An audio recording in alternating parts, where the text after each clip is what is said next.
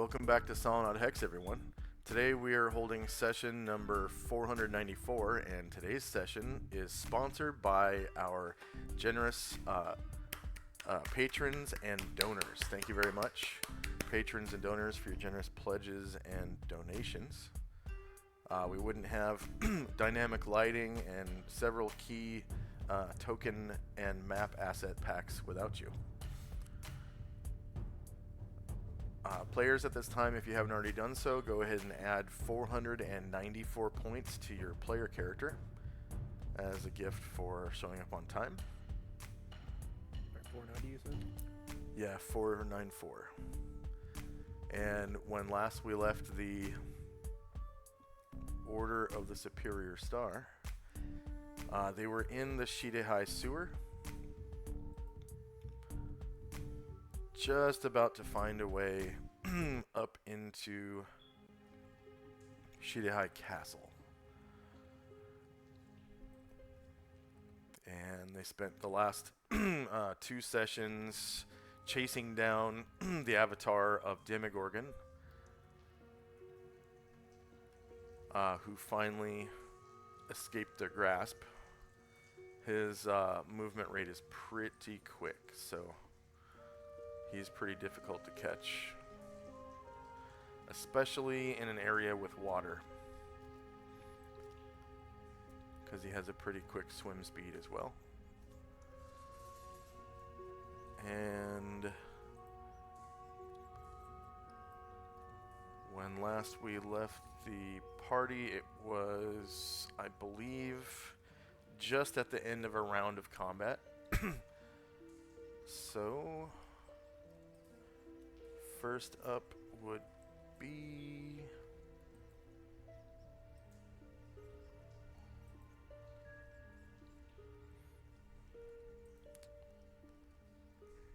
Tenzi and company.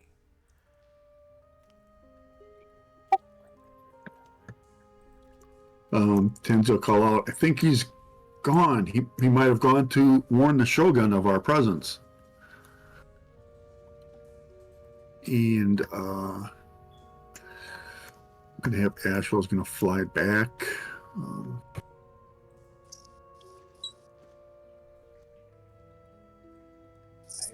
pull out a candle because apparently I can't see shit. Alright, I'm gonna drop your token in a second. Flop.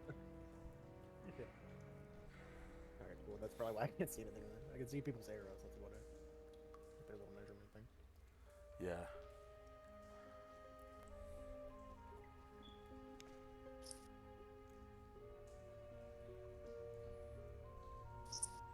Alright, so this is your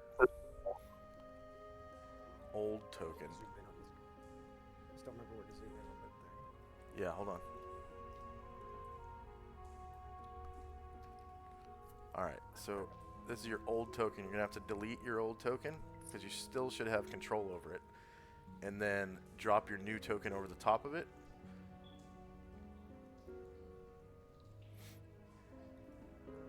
How the hell did I do that?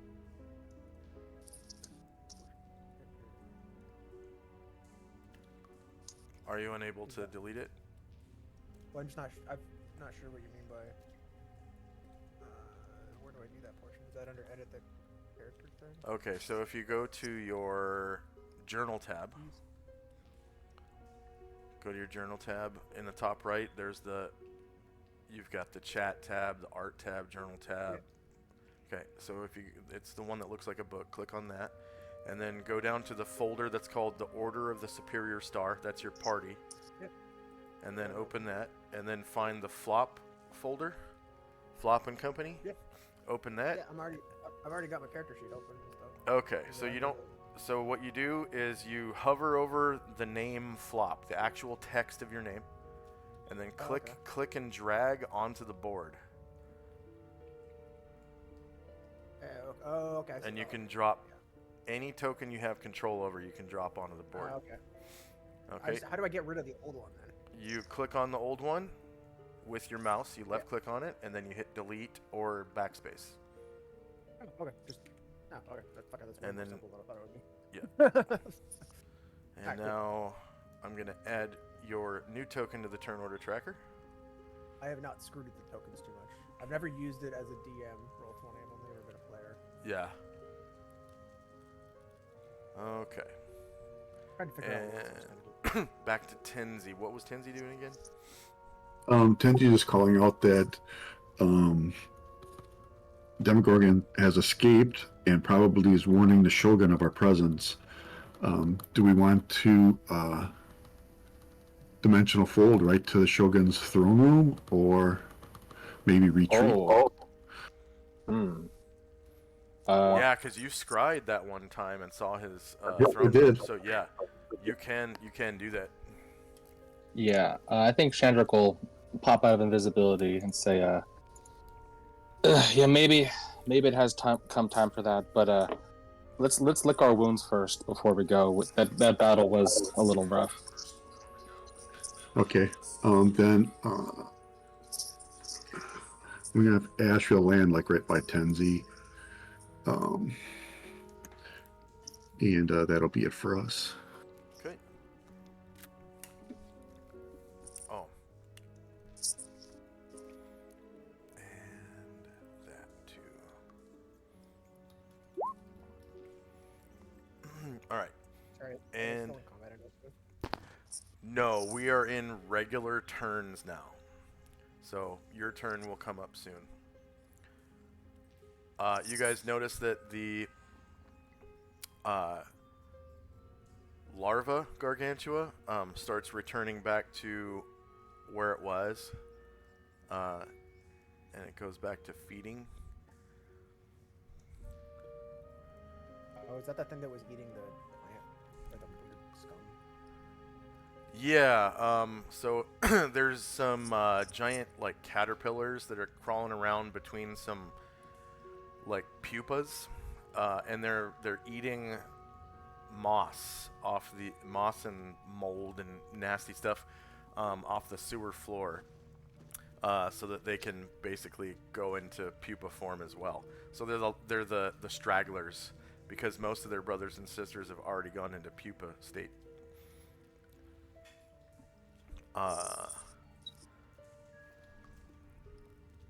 Okay, so we've reached the end of that round. And I'm sorting the tracker now, so that puts Flop. Wait, that's your new token. Why do you... Oh, did you try to cast a spell or something just now? Huh. I didn't do anything. Yeah, you should have a 0 initiative, so I'm gonna check on that real quick. Yeah, you do. Okay, that must have been for your old token or something.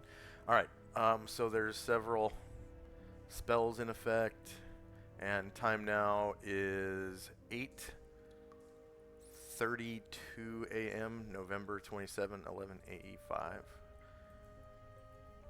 That means the 11th year of the 5th Eon. It's the Eon of Adventure, which is basically when the players started playing. Okay, so the Phoenix's blur effect is going to expire at the end of the round, and first up is Flop. So around you, you can see that there is actually, I think somebody was carrying you, so you would actually be up here. Not down there. Down last game. In the last game, I think I jumped down, but I made a mistake because. Oh, you jumped down. Okay. Yeah, because I wasn't sure. I basically misjudged that a staircase was going up or down, not up. So I went the wrong direction. That was what happened last game. I was down a little bit lower than everybody across some bridge. So Yeah, but somebody carried you up here, and I can't Oh, remember. did I? not Oh, all- no, last game. Like, not all- somebody did something to my character last game. I do not know what happened. Yeah. I did not carry him all the way up to the platform, just over the sewer part. And then he walked to the edge of the platform at the bottom, not on the top. Yeah, because I screwed up which direction. I thought the stairs were going down. Not up. Okay, so we'll just retroactively say that you made the correct decision and didn't jump down there. Because I would have just made it to the base of the bridge, I think, probably. Then. Yeah, you're at the base of the bridge right now, and you're up pretty high, and I mean you can like hear water trickling below you, but you can't see it in the light of your candle. And then see the rest of the party. Up ahead of you in the light, you can what you see is what you see. So there, you can see a light source right over here that's giving off a big circle of light, and do I see the tall do I see my previous tall mount? I don't remember who was carrying you. Was it Tenzi that was carrying you? Yeah, Tenzi. I think so. Yeah. So yeah, you see Tenzi way over here. I will start kind of skippy sauntering towards what I have now claimed as my new mount while indoors. Remind me how I do that thing with the movement again. You guys said it was. Okay, so if you click on your token, you see the blue circle that pops up. It says 6. Shit. Ah. Hang on. Everything's selected. There it goes. Yeah, 6. Okay, so outside of combat, you double that, and that's how many squares you can move. Oh, I mean, no, not that part. I mean the like how you can track it. You can Okay, start tracking it. so if you click on your, well, you got to lasso both tokens because you have control of a Yeah, I have candle that. too. and then once you have them selected by lassoing them, then when you let go, you have them both selected. So now you hover over it, and then click and hold with left click. Okay, and then start moving, and then hit the right mouse button, and it'll turn on the ruler. Okay, cool. And then I just couldn't remember how to do that part. Yeah, and then to set up a waypoint, you just right click in whatever square you want to set the waypoint in, and it will measure your route for you as you go. Oh yeah, that's like your stop, so to speak. Yeah, so if you like turn a corner or something, yeah, you're gonna want to set up a waypoint.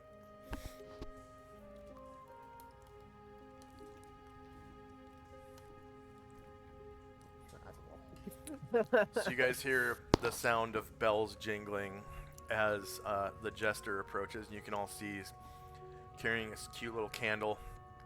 And I will jog while I'm doing this. Okay, so jogging is gonna double that number further. So 6 outside of combat becomes 12, and then if you jog, it doubles it to 24 squares. So you hear this like ching ching ching ching ching ching ching as the gnome is jogging through the dungeon.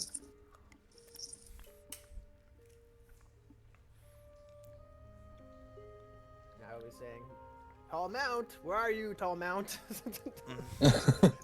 Long legs, where are thee?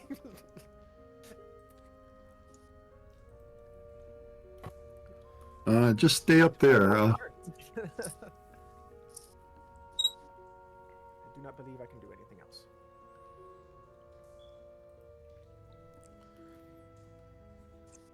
Well, you can cast spells and stuff, or use, bardic abilities to figure things out. Like, there's a bunch of stuff that you can do. Oh, because you jogged, yes, that is correct. The jog is an action. Yeah. I use my action, so. Yep. Like, as far as I'm aware, I don't think I can do anything useful right now, because I don't think any of my spells can do anything. Let's see. I'm gonna take Musashi off here. Because I only get 1 right now, so don't want to blow my load too early. And did everyone remove their prayer token marker? Yeah, I think so. Okay. All right. Next up is Shandrak and Company. Okay. Shandrak's like, says to Tenzi, is like, all right, well, let's head back and try to fix ourselves up. And Shandrak comes over to the wall that he climbed down on and starts to climb back up it. Okay.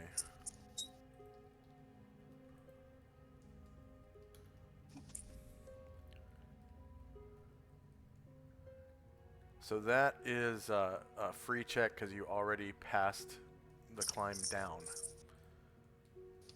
And anywhere where you succeed in climbing, you don't have to check again.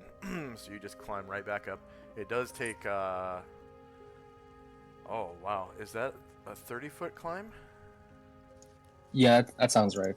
Yeah, so that takes up, let's see, 30 feet is 6 squares times 2 that's 12 squares of movement you just used to climb up there. All right, so that's all my movements for Well, Chandrak. Outside of combat, your normal movement is doubled, so you do have 12 squares left. Yeah, that's what I mean. I moved 12 squares to get here.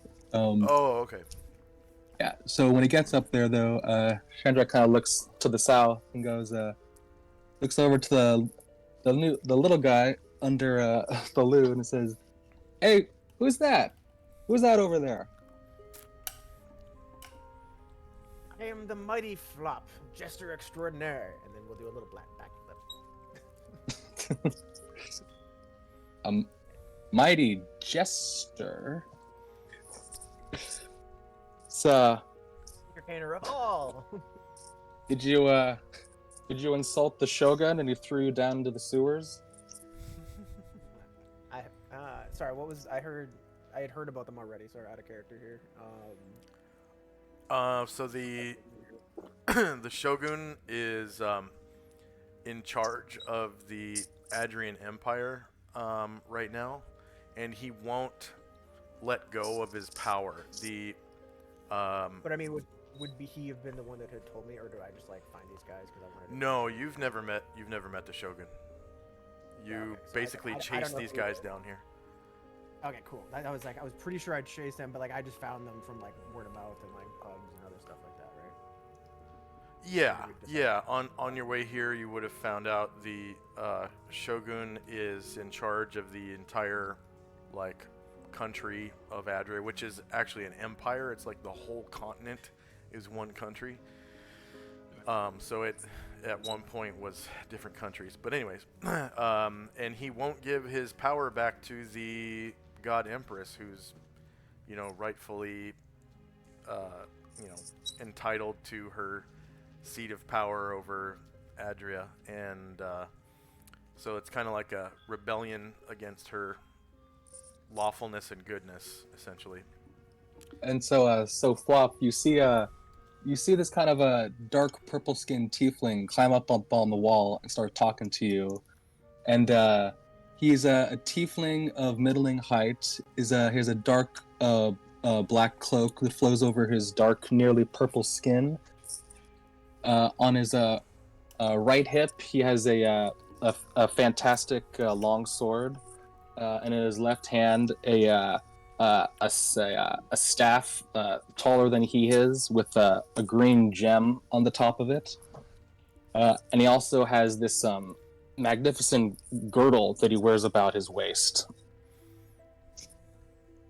And it says, "Wop, huh? My name's Chandrak."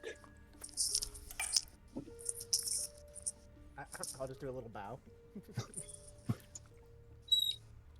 You'll see every single time I even move slightly, you'll just hear little jingling of these tiny little bells. And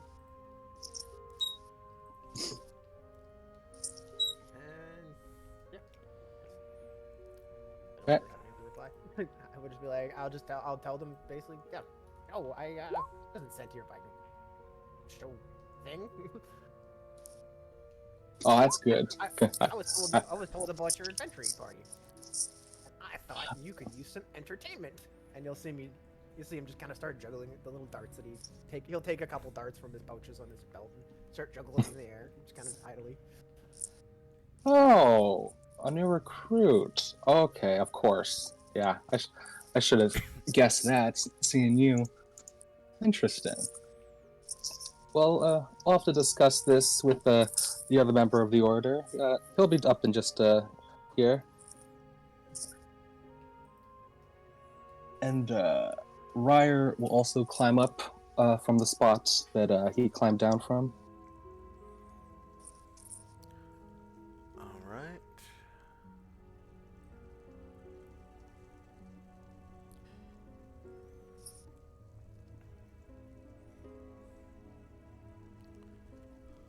And next up,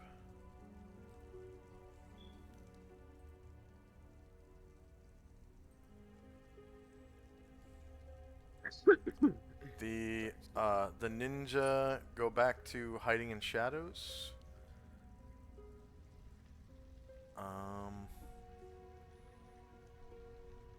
So there's a bunch of them here.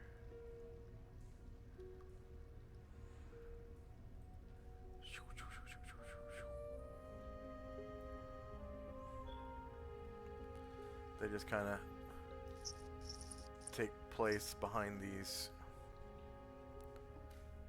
pillars over here,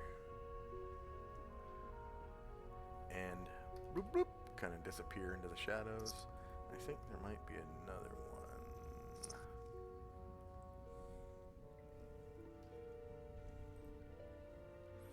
Yeah, right here.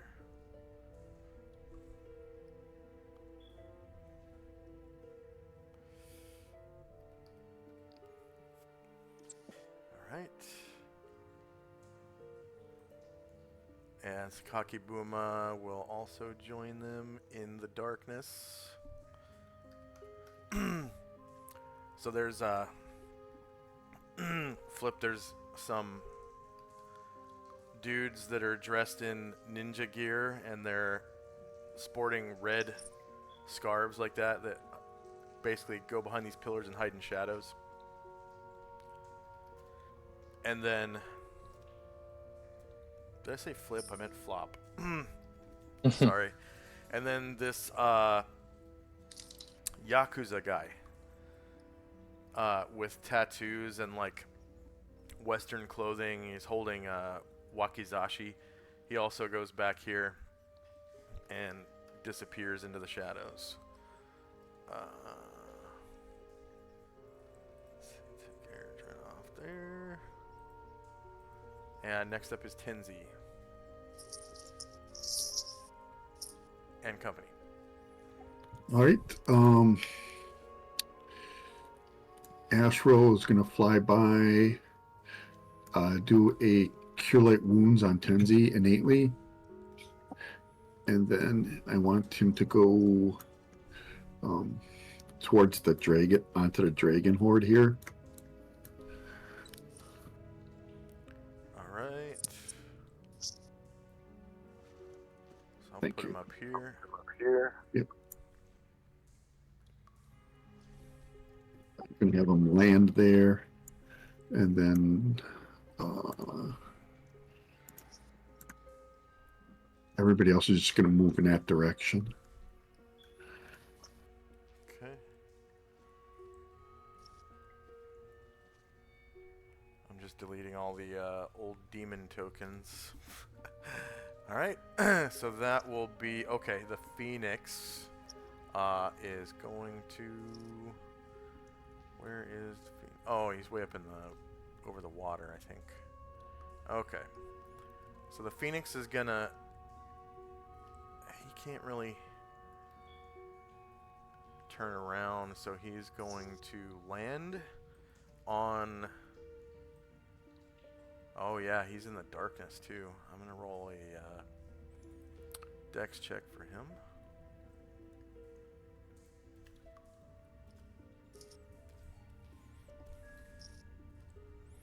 Yeah, so he is landing in the darkness and kind of whiffs it. And I'm gonna give him some falling damage for 10 feet. So you hear like a crash as the Phoenix hits the deck over there.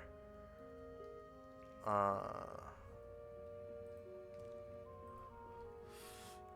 feet. Takes 5 damage.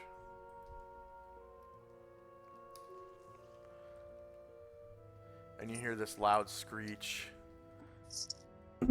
as the bird hits the deck. Let's see.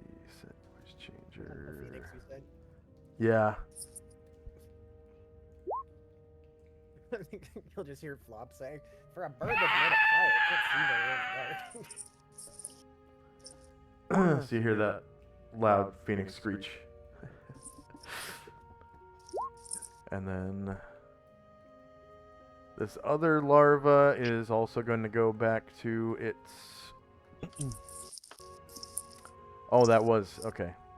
Yeah. So the larvas, they all look like they're back in their feeding frenzy, and that is the end of the round. So we got spells in time, and then first up should be Flop again. Alright.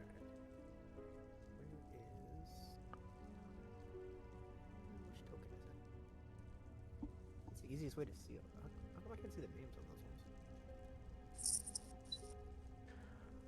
those ones? You should be able to see almost everyone's name if you hover over the tokens, so that it's easy to, check out people's names so you can remember them easier. Yeah, only the guys next to me are. Is that just because they're out of my view range? Is that why I can't see their names? Some of the rogues, I think I took that off so that you couldn't, find them by just kind of moving the mouse around. Yeah, I can't see the tiefling, I don't believe. Yeah, he's a rogue, so you can't see his name. Oh, okay, sorry, yeah. Okay. There's really no way around that. I'm not familiar with who is what class yet either, so. So the guy that was talking to you earlier is Chandrak. You can see his name at the bottom of the screen. So there's Dungeon Master, Tenzi, Chandrak, and Flop. Oh yeah, I can use that there too. Sorry, I haven't actually had like an old water glass that was kind of blocking that. Oh yeah, I do that sometimes too. Okay, cool. Yeah, I'll keep track that way. Where's the other one? And it was Tenzi I was riding before, right? Yeah. I will continue. I would just be continuing to head towards them because they had helped me out before. Let's see. Slow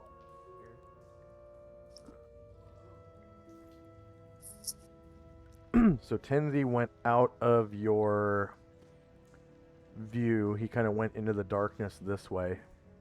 Oh, he went that way. Okay. Shit. Yeah. You kind of saw him over here, and he quickly looped around here and went way over here. And around the corner. So from, if you wanted to go that way, from up here to down here is a 30-foot climb down.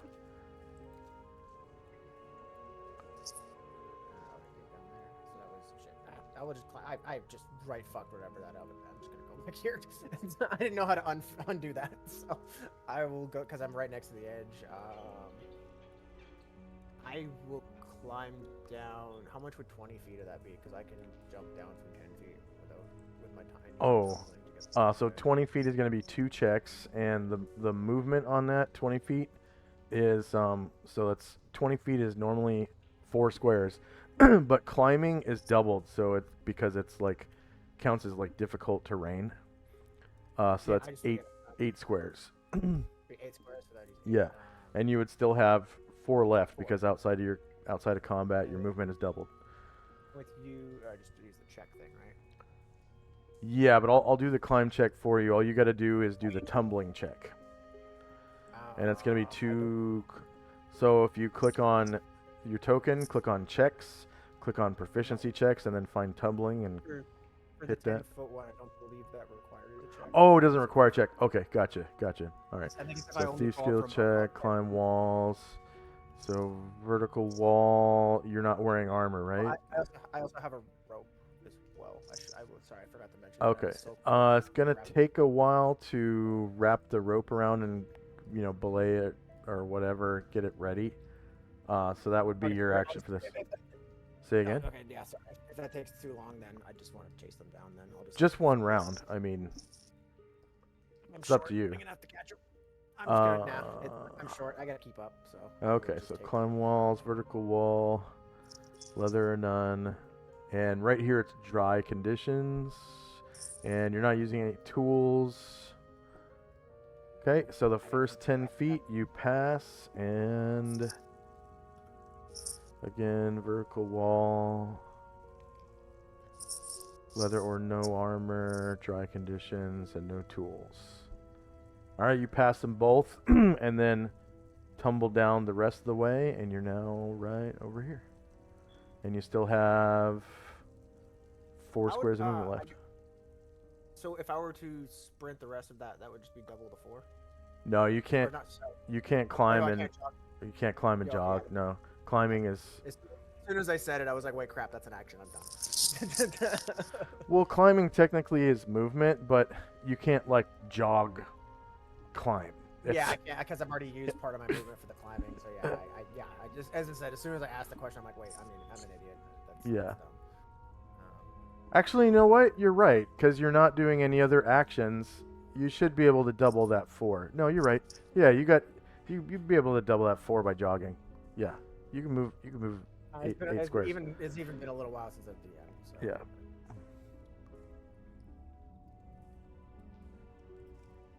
So you should be able to move 8. Yeah, right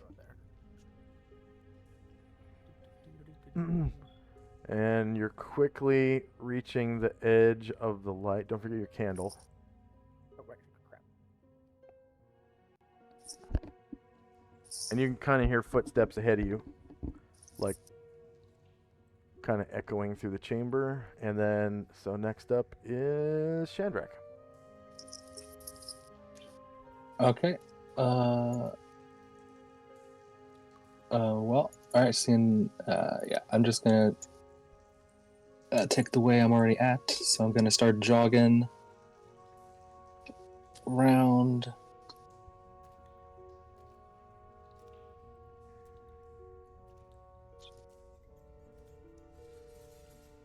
Oh, can you nudge the loot out of this pillar? Yeah. Thank you.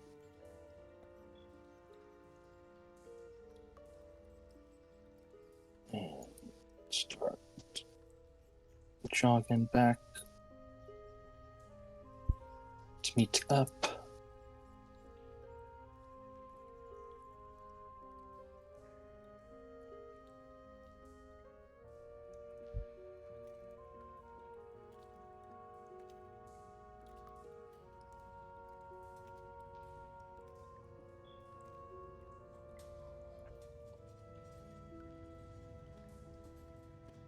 So just moving.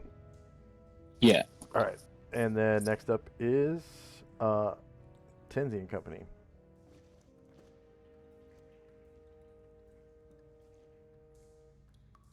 Right. How high is the wall over here? Is this 30 feet? Yeah. Same height. Same height. 30 feet. And then if I was to go here, is this higher than over here? Yeah. So could I jump from here to here? It's How high? 30 feet jump upwards. Even over here. Okay.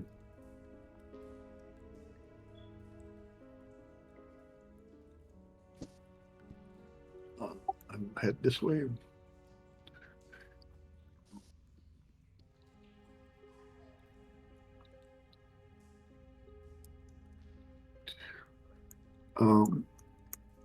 And then stop here, and I'll jump over next time. Musashi's going to follow Flop because Musashi doesn't have a light source right now, so he's just going to do the rest of his movement with Flop. Okay. And that, and then looking up here, is there anybody around here that's hurt? Is what I'm looking for. Oh, Zalmond is all right. So. Yeah. Ashra will step up and let me see what cure I can give him. And that'll be it. That'll be the last thing I do is do that cure. Okay.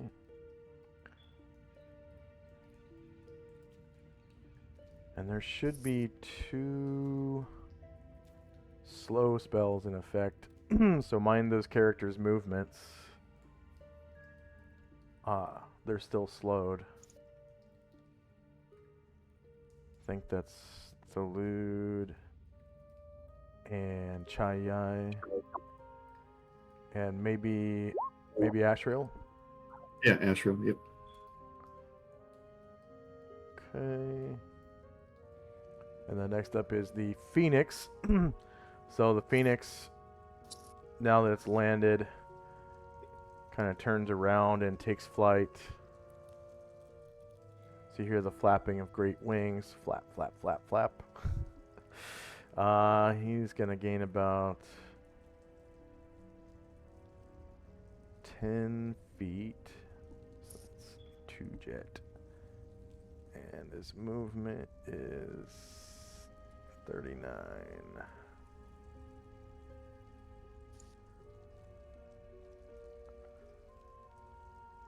So that's reduced to 37. He's going to head down. So that's 22. Actually, that's going to run him right into that pillar. So 25.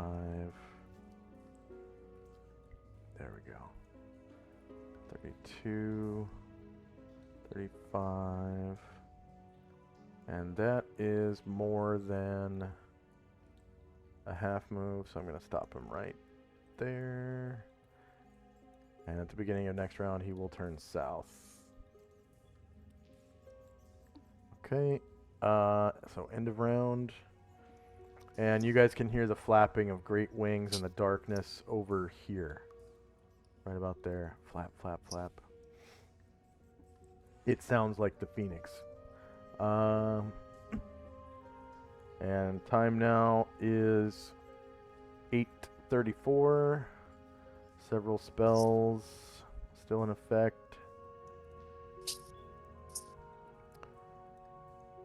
And next up is Flop.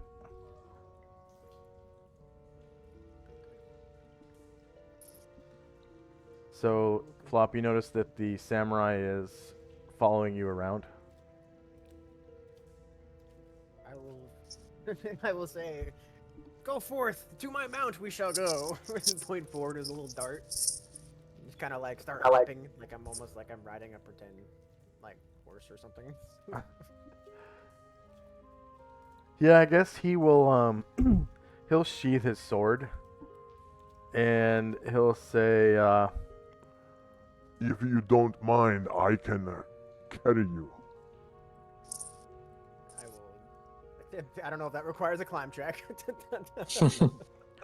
no. You weigh I will just see you're in start your climbing. you and your gear weigh 122 pounds. I made a macro that does the math for me. I must be a chunky bastard then. Yeah, gnomes are fat. So Like, just your hopefully body without- weight just your body weight is He's 88. 88 pounds, yeah. And you're carrying like 40 some odd, almost 40 pounds of gear. And Musashi is fairly strong. It was either 36 or 38, if I'm not mistaken. He's currently carrying 131 pounds. So add 122 pounds, that brings him to 153. So that lightly encumbers him. Wait. He's carrying 131. Yeah. That lightly encumbers him to movement rate of 8.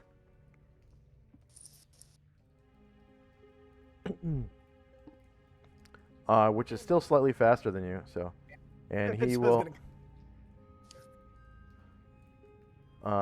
he kind of jogs by candlelight around this corner.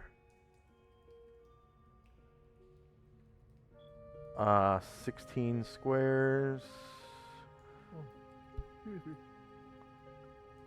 And you can feel him like laboring. And he starts panting. And he gets to about there.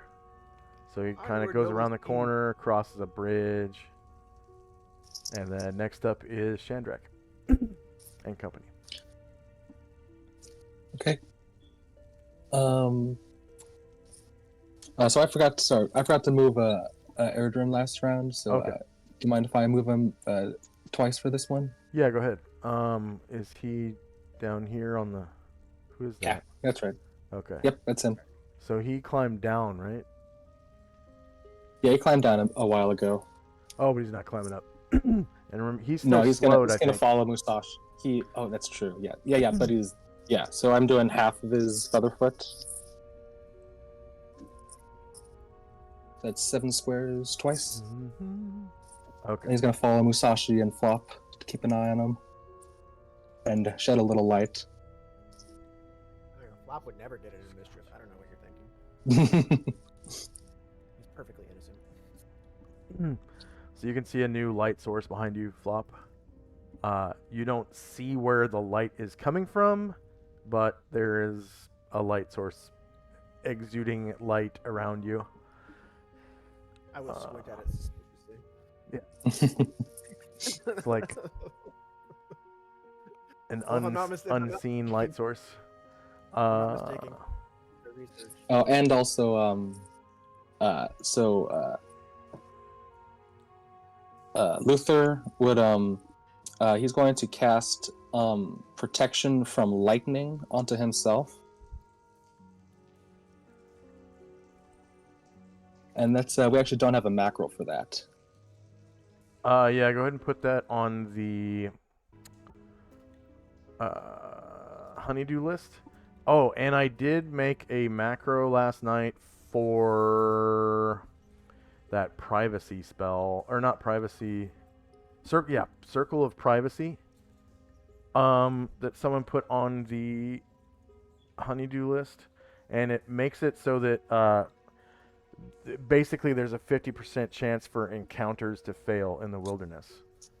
Like, so if I proc an encounter, I just roll the DM button on this spell, and there's a 50% chance the encounter doesn't happen. Ooh, that's super Nice. Yeah. Or I'll beat the heck up. Yeah. So that, like, will speed travel up really fast, but at the same time, We gotta get you're somewhere quick. you're not earning as much XP and experience. But if going I from think point A that's to like point B in a hurry, yeah, that's really useful. Or if somebody in the party is hurt or like needs a res or something like that. Yeah. Time frames. I can Yeah. think of a bunch of scenarios where that would be super useful. Not all Yeah. the time, but when it's needed, it's gonna be really freaking needed. I'm guessing it was Tenzi because it's in the Traveler's sphere. I think Tenzi has major access to Travelers or something. No, Some of those. Asriel could get it though. Oh, Asriel. Okay. Okay, Asriel. I always forget there's extra spheres and stuff in the extended magic. Yeah.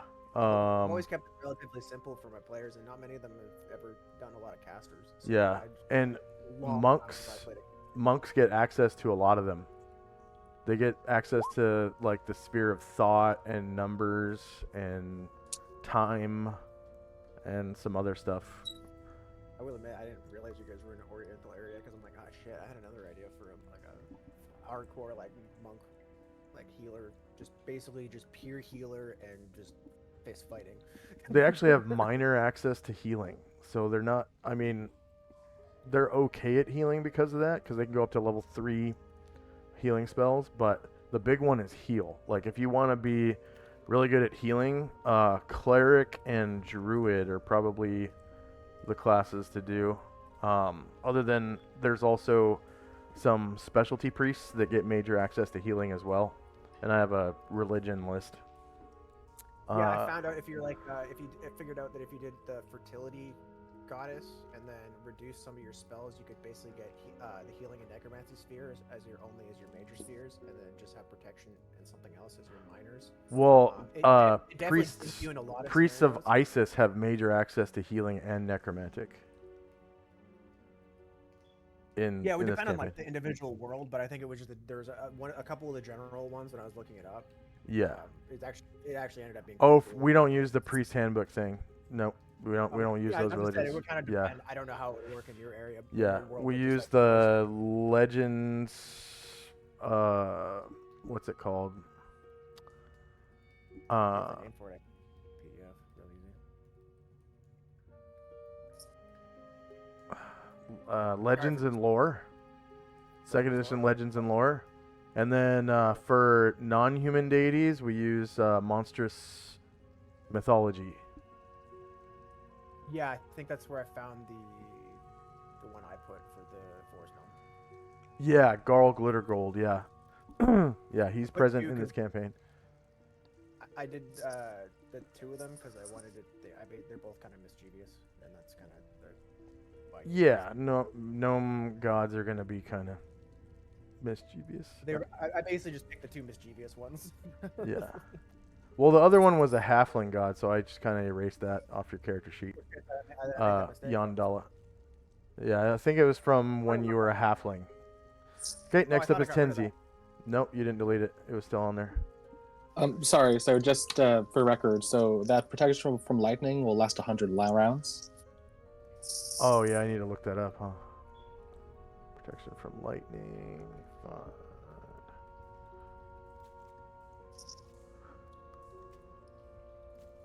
Damn, I've never played a caster as high as you guys are. It's all good. Effective protection from lightning spell changes depending on who is the recipient of the magic, caster, or some other creature.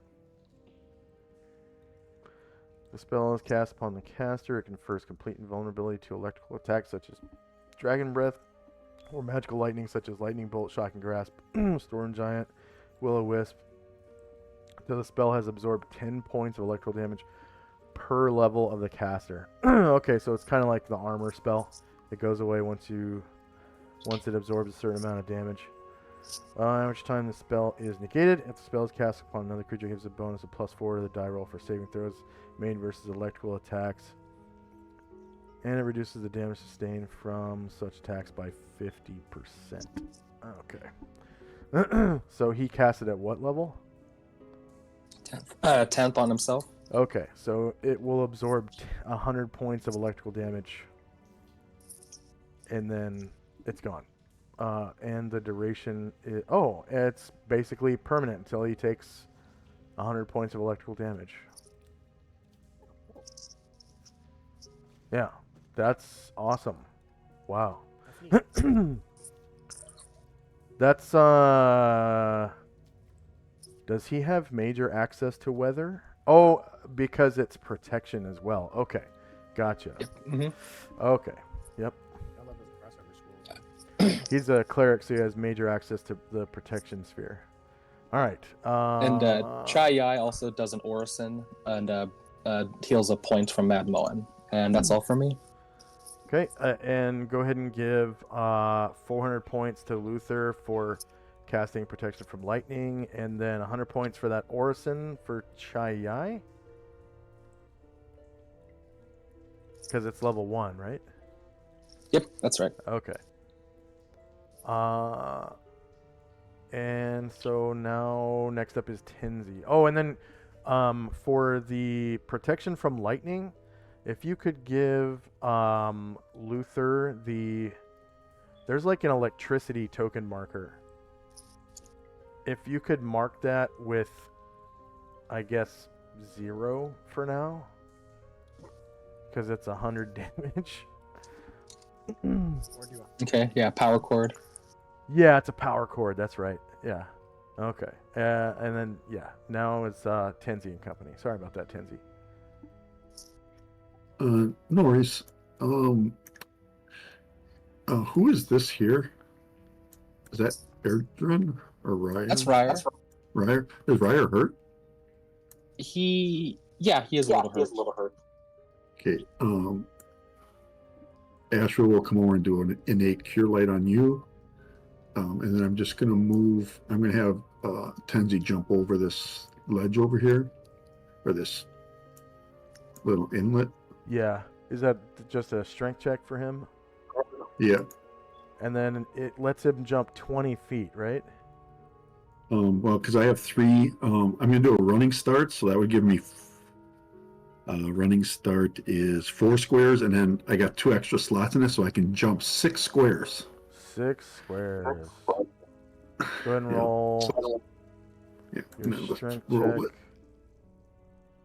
And then on a fail, that just means you like slip or something, right? Yeah, I land there by falling my butt. Okay. Okay. All right, so you leap across. Ha! Just like in Baldur's Gate 3, it's that long ass. Yeah, 60 feet. Or 30 feet. That's 30 pretty feet. far. Yeah, Spider-Man. 30-foot jump. Yep, it's a long jump. So that's half his movement. Then he's going to continue moving, and that'll be it for us. And Musashi will move with Flop. All right. So you guys can hear and see Phoenix wings beating. Phoenix kind of turns the corner here and faces south, flies down. I think he's going to do just a half move, just enough to stay aloft. And I think at that height, he is over the water. He's flying through the darkness now.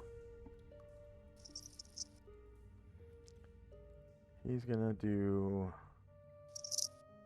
Yeah, he'll do 30 squares. That's a lot more than a half move. So Tenzi, you can hear wings beating in the darkness now. And I guess maybe it would leave cinders in a trail behind it, so you can kind of see it. So, like, there's a line of cinders going from north to south, going this way, and ending right about there. So it doesn't say that the bird is actually on fire. It just gives a description of the color of its feathers. So, but I mean, I think it should be hot. So it kind of leaves a little trail of cinders. And then the tracker. Imagine seeing those like. I gotta do my cure for. Oh, you're curing. Sorry, Flop. What was that? I was saying, I think I would imagine, like, if you saw it in clear light, like those heat waves from like the pavement that you would see. Oh yeah, giving off heat waves. Yeah. That's what I would envision. You guys do see now that there's light. You see this lever right here, kind of next to this portcullis that goes up into the ceiling right here.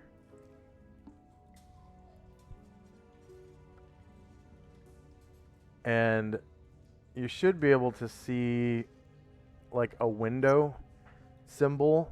That's what I do for portcullises, because it doesn't make sense to have a door, because you can see through a portcullis, right? But if I put a door down, you wouldn't be able. It would block light. So I use a window for portcullises.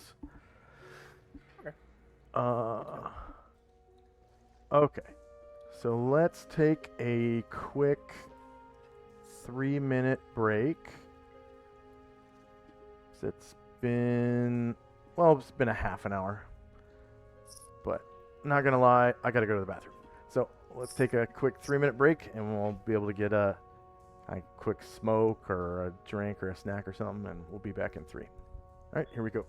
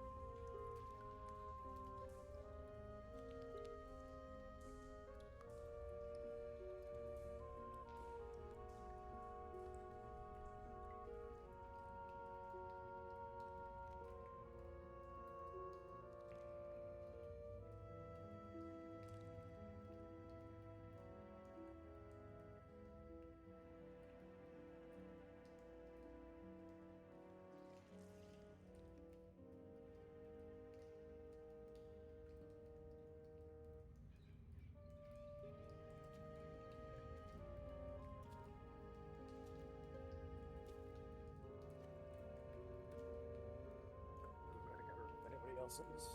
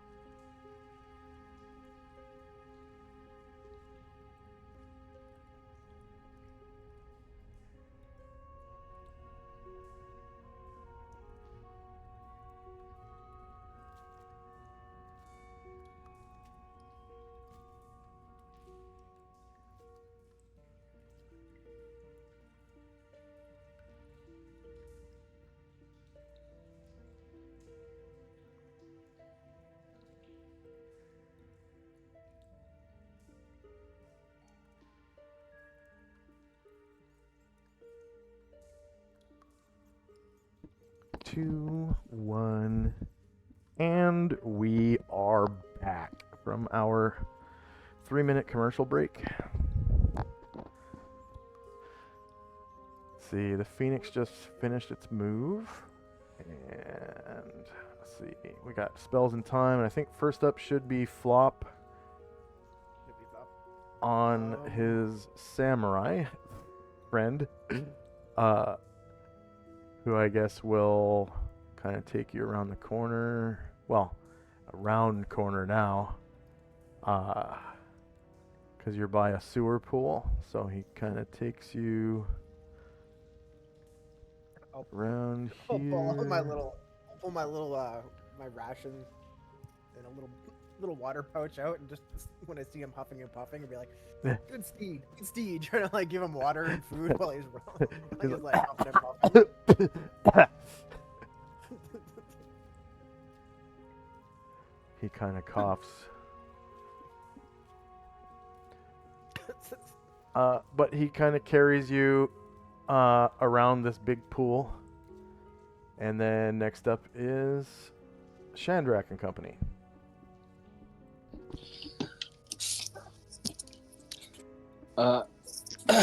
Jai continues her orison on Mad Moen. And Luther says, come here, friend. Let me protect you as well. And he lays a hand on Zalmond and gives him protection from lightning.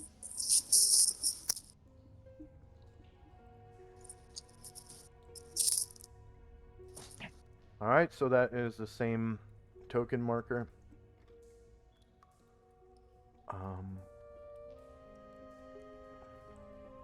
And I guess for that, I will, since it's now becoming a thing, I'm going to give them both, on their blue circle, I'm going to give them an attribute for lightning damage. Well, protection from lightning, actually.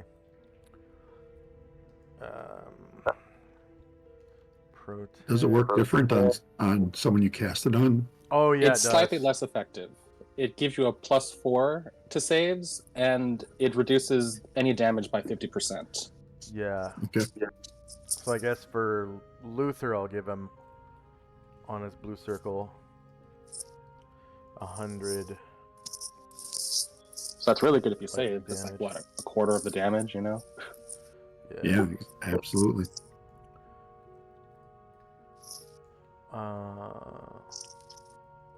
So Luther's blue circle, lightning.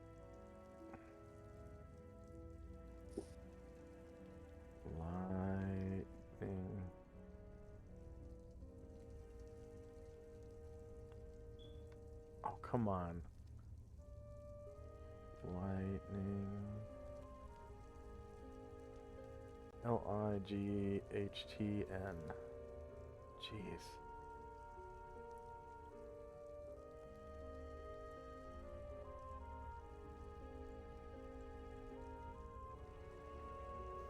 Weird. Okay, it's...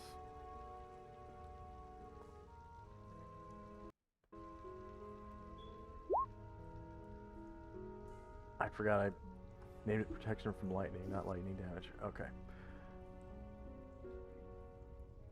Protection from lightning. There we go.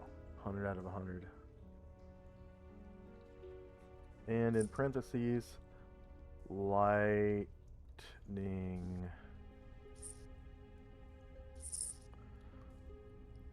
Save changes. So if you hover over the token, you'll see 100 out of 100 lightning.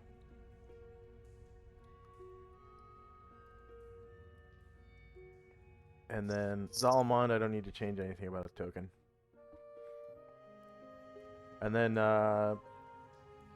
St. Luther gets another 400 points for casting it on Zalmond. Cool. And also, Chandrak will will cast protection from evil onto himself with his staff.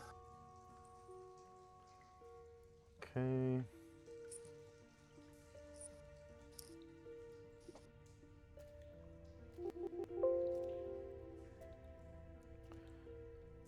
Shandrak staff cast protection from evil on Shandrak.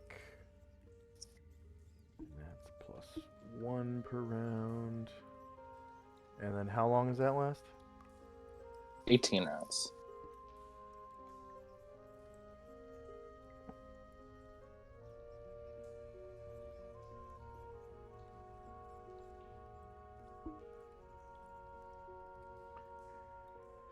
So wait, if the spell is cast upon another creature, it gives a bonus of +4 to the die roll for saving throws made versus electrical attacks, and it reduces the damage sustained for such attacks by 50%. But it doesn't give a duration. So that should be for one attack. One lightning attack. Okay.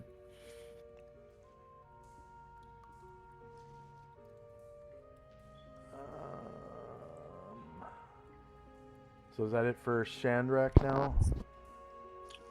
Yes. Okay.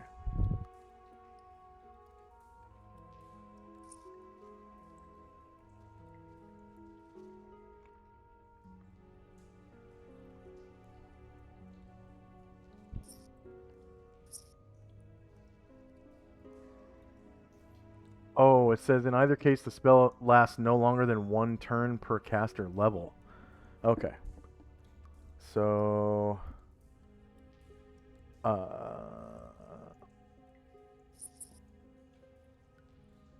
So those are both cast by Luther, and that would Yeah, have been protection from 100 rounds then. lightning.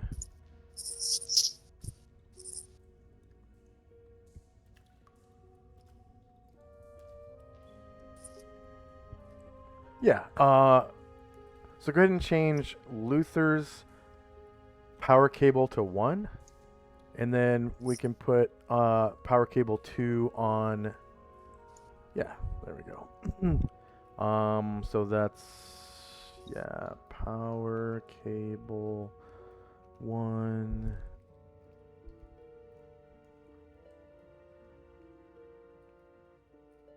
Power plug 1. Protection from lightning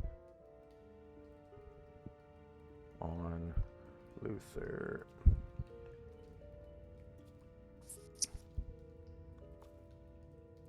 So 100 rounds.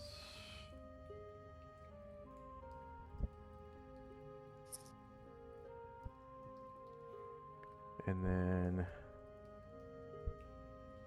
power plug 2. Protection from lightning on Almond. +1. Oh yeah, it would be negative 99 by now. Minus 99. Enter. And then Zalmond would be 100. 100. Enter. Okay.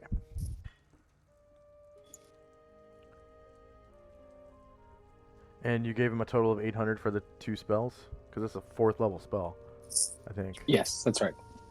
Okay. So that's it for Shandrak now? Yep, just a couple more spells, that's all. Okay. Yep, Orson and protection, and that. Yep.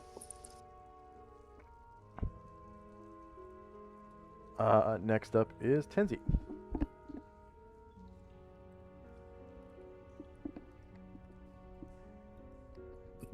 Penzi is going to continue walking this way or jogging this way.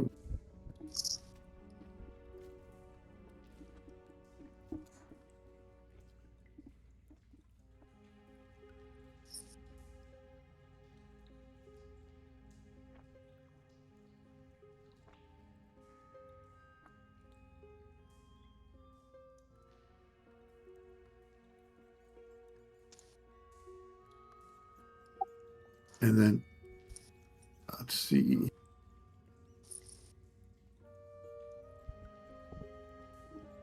Ashriel will step over to Briar and give him a protection from evil.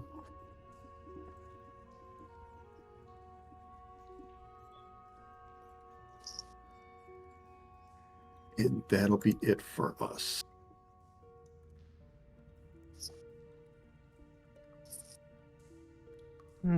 What's the duration? 24. 20. You said 24. 24? Yes. All right.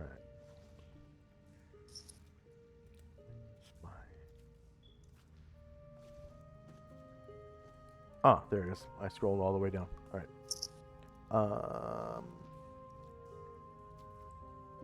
Anything else for Tenzi and Company? That'll be it. Musashi will move with Flop.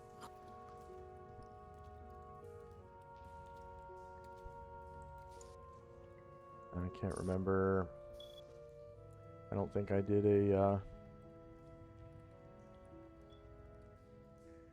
duration for Call Phoenix, but he will fly straight south. Damn it! I To wish about I knew you guys were using that spell because I here. just had Phoenix up because I was curious and had it up. Damn it! I just closed that window.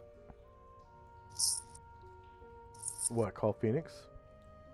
Yeah, I was just like curious, just as a character, just what they had for Phoenix because I never actually looked at it in the monster manual. I was looking at it. They had that under at the bottom of it. I was like, shit. I just had that open for the duration. Oh yeah, but I don't remember how long ago it was cast is the thing. So he's gonna land gotcha. right here. Sorry, I misheard that. Yeah, I have the spell template for that, so I can just bring it up, but Yeah, I don't remember how long ago he cast it. It's been probably about 10 rounds, and I think it has a duration of like 1 round per caster level. So he's probably about to disappear. Okay, end of round. I'm just gonna reorder the tracker because there were a couple spells cast. Alright, so there's still Vengeful Strike on Tenzi and a whole bunch of other spells. Okay,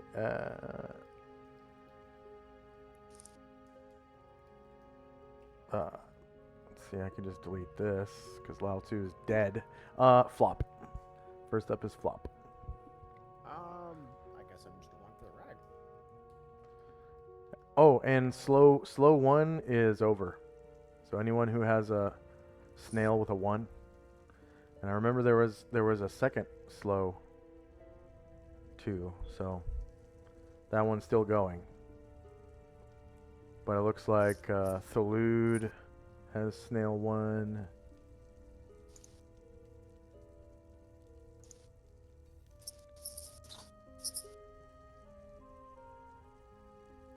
So flop is probably just kind of depending on the samurai, right? Yeah, even him, Humbert is faster than me. So he's jogging along, and then there's like an abrupt edge right here, and he stops. Oh. That would literally be Flop's reaction. Uh-oh. Yeah. And he kind of looks at you and looks down. He's like,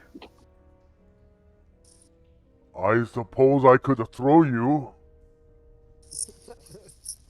Like, is that where we think what the Tenzi is? 'Cause that's who we're following. We're just trying to catch up to him. I don't know. That's up to you where you think Tenzi is, but I would think- be following the sound. So yeah, he looks like he might be out of your hearing Okay. range, but I guess you would probably be able to hear the beating of wings from right about here, and then it just kind of goes off into the distance to the south, and You don't hear it anymore. I will probably go off to, I guess, what would be the east on the map to see if there's a way across this. Because it looks like it goes down like another, like the chasms we've come across like before, right? The little drop down. So you have him go to the so- right, and there's a wall. So Musashi could suggest the rope because he has rope use. I will say I do have the rope, so I'm like, I got this. If this helps. And he'll Have try to see if there's a grappling place. hook Yeah, we'll look to see if there's a place we can secure it. It he'll looks ask- like you could, like, if you had pitons and a hammer, you could secure it with pitons. But there's no spikes or columns or nothing sticking out of the walls. Right, I don't. Let me double check my gear here real quick. I just want to make sure I'm remembering this correctly. How is it? I do have a grappling hook. If we can use that. Yeah, do you have a hammer? No. If you have some kind of blunt instrument, you could deform the hook so that it, like, sticks into the ground like a piton. Could we use the heads of one of my darts? No, it's not heavy enough. Not heavy enough. Does Musashi have, like, a mace or, like, Nope. hammer or anything that's okay? Yeah, any kind of, like, blunt, heavy thing should be able to use. How about a torch? How much does a torch weigh? Looks like A pound? a pound each. Yeah, Yeah. it's not heavy enough. Okay. They're mostly wood. Distributed to the size of a torch. I doubt that would do much. I'm a good person to ask for this stuff because I work with metal a lot. Yeah. That would be actually quite of a bitch. You'd probably need at least, like, even a rock would be a motherfucker to do that with. Like, even with old school. Yeah, do you have a rock in your pocket or anything like that? Nope. All I got is I got a flint and steel. Like, I got nothing other than, like, the grappling hook is probably the heaviest thing I have, unless we just beat the shit out of it against the, like, the wall. If Flop had rocks in his pocket, Musashi would be pretty pissed that he was carrying around a. He's kind of amazed that he has even a grappling hook. Yeah, to be fair, you So, silk rope. just with the grappling hook, you'd be able to climb. I'd say you'd be able to climb down with the rope, but not across. It's kind of I mean, I was we were going down, not across. Mistake. I thought you guys were trying to climb across. Oh, sorry. I was wanting to climb down. I was assuming. Okay. Yeah, with a grappling hook, definitely you'd be able to just kind of hook it on, like, the edge of one of these tiles, and it'll support the rope. Yeah, because my thinking was maybe I didn't articulate it well enough. My mistake. Is I was thinking we use the grappling hook to get down, walk across, and then if there's an up again, we just use the grappling hook to get back up again. That's where my brain was. You'd have to have somebody to unhitch the grappling hook, and so you could. Would he not use be able it to use again. his rope use to, like, flick it or something, or use some sort of skill? No, I don't It think. says you can- I don't, does it say you can do shit like that with rope use? Yeah, you can yeah. do With rope use, Is you it- can. Yeah, you could tie a knot and flick it to untie it if you want Right. to. So it would untie from the grappling hook with rope Oh, use. okay. I was wondering if he could do, like, maybe an extended check or something to kind of, like, flick the rope to try to unhook it a little bit or something if we were just on the edge. Depends on how you're envisioning it hooking in, right? If it just kind of Yeah, the it's. edge, there's no weight on it. Would you be able to use I this mean, rope if it was just hanging on the edge, you wouldn't even be able to use it to climb down. It would just come unhitched. It's got to get onto something like, real good and solid. So if you wanted to use it twice, you'd have to have somebody to unhook it for you. Flop, can you What climb? is it again? Sorry? Can you climb and tumble? Because So I I was gonna we ask, could. like, how far down did you say it was again? It's only 10 feet. It's only 10 feet down. Yeah, I'll just. Yeah, exactly. Yeah, I can climb down it, and then you can just tumble down with it. Oh, and, sorry, I did fuck up. I do need to make a check for that. My apologies. I read it. For tumbling? For the 10 feet, I just don't take any damage at all for 10 feet. So I should have actually made that check. That was my mistake. Oh, okay. If you want, you can do it. Keep doing it. Do it to see if I took any damage for that. No, it's okay. But Totally okay. just roll tumbling here so you can jump down. Sorry, Hex, right? Yeah. And then you can use your grappling hook on the other side to climb up if you want. It is kind of a good idea to do that too because the conditions here are wet because of the water. Yeah, I want to keep my hook too. Not gonna lie. Well, yeah, if you're climbing up with your hook, then you can ungrapple it yourself once you climb up. That's why he would have thought it was fine. Using it to climb down, it doesn't work that way. But they're cheap, so it's like you can buy another one later. How do I do this? Is it under checks? What? You're tumbling? Proficiencies. There we go. Yeah, checks and then proficiencies. Tumbling. There we go. I don't think I had a modifier with that. All right, so you tumble down, plop into the water, and it comes up pretty much to like your chest because you're so little. Or no, your waist because you're so little. Everyone else, it's like their knee. Like you. And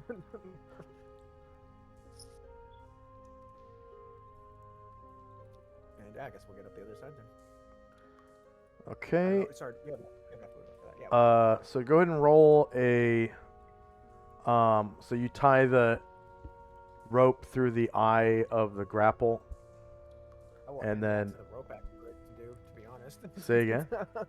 I will hand that to the rope expert to tie it off. Well, he's up here and you're down there. No, I would have. What we were doing is he put the grappling hook, we'd secure it.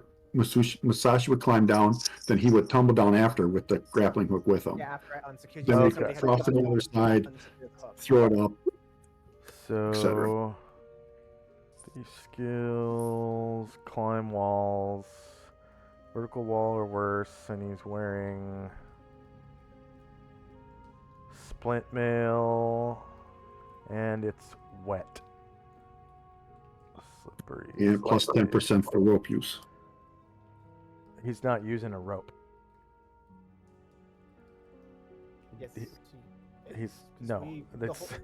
We just covered that you are you gonna leave the grapnel behind or not? No, I don't think you're understanding what I'm trying to do. No, I don't think you're understanding what I'm trying to tell you. Is if you're climbing down with a rope, you have to leave the grapnel behind because there's nobody to unhook it for you. Hence why Flop stayed up to unhook it and then tumbled down. Okay. That's what we were doing. He was going down with. All right. That's what we were trying to explain. That's why we said I think there was a miscommunication. Okay. So. Yeah. That's why did we even? All right. Why did we move your token first then? I don't know. All right. that was you. You asked for the check. So slippery when wet, and then 10%. Yes. Yeah. Sorry. I thought we described what it was for a check, so I was just going with what you were asking. So the check is less than 5, and he rolled 69. So that's. Well, actually, you know what? That's the wrong check because it should have been rope and wall. Climb walls, rope and wall, and then splint mail, and then wet. Oh, yeah, and the plus 10. God dang it. So rope and wall. Splint, wet, slippery, slightly, and then plus 10. Okay, he still fails because the check was 60 and he rolled 90. So he just can't climb down there. He has to move at least 10 feet, which would be over here, and that eats up the round. Guess that silk rope was a little too slick. No, it's the wall that's slick. So, like when he's Oh, so trying he's just trying to, to, I like, don't know if brace you've, himself. I don't know if you've ever, rappelled before. But you have to have your feet Yeah. against the Yeah, wall. no, I Yeah, totally and then you, yeah. He just slipped out and just went, what? So yeah, he's like, there's just no good footing here or whatever. All right. And then next is Chandrak. Oh. All right. Yeah. Try continues for Orison. And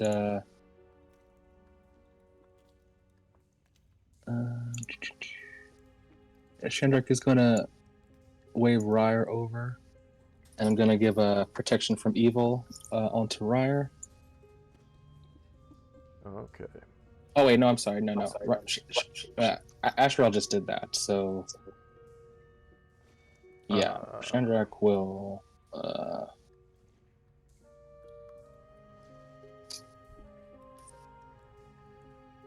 Yeah, I guess.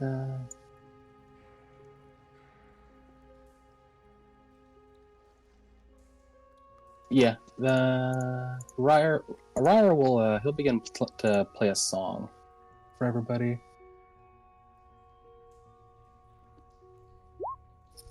For our attacks.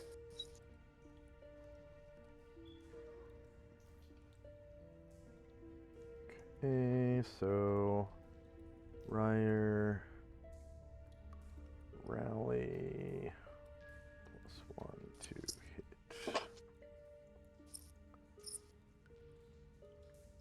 And he is playing his guitar. That takes 3 rounds.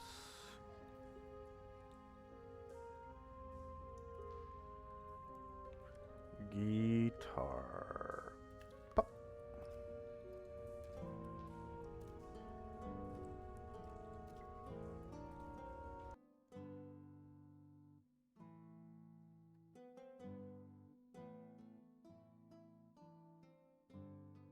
All right. Also, Erdrin will continue to move. Not quite get them in his light, but almost. And Kenzie and Company. Tenzi's going to cast Detect Magic, and aiming towards the middle of this pool.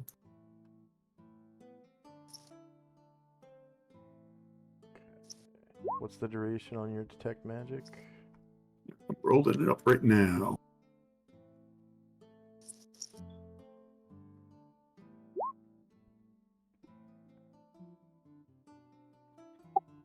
Ten rounds? Is that like level capped? Let me check. Or is, it's always 10. That's right. It's always 10. Okay, 10 rounds.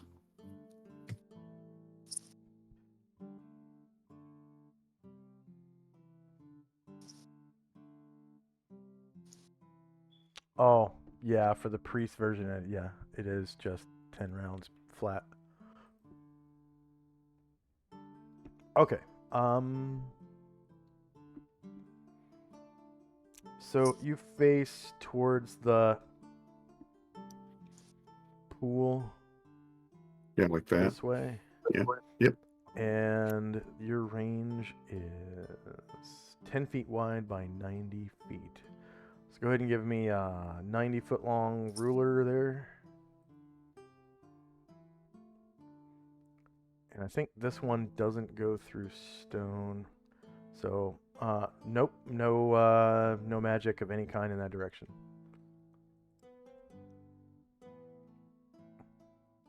And oops, I just got dropped out of the game. The only other thing I'm going to do is cast aid on Chandrak. Asriel will. Okay.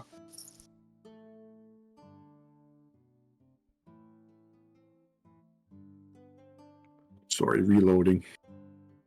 Oh no, that's fine. Yeah, -10.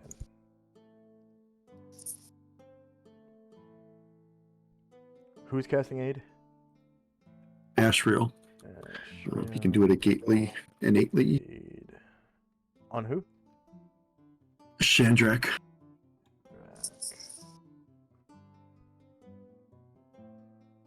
And then Shandrak, go ahead and roll a d8.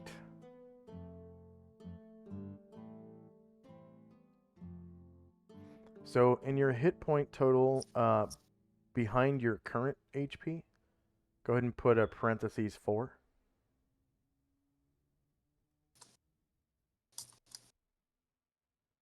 Just in your green bubble.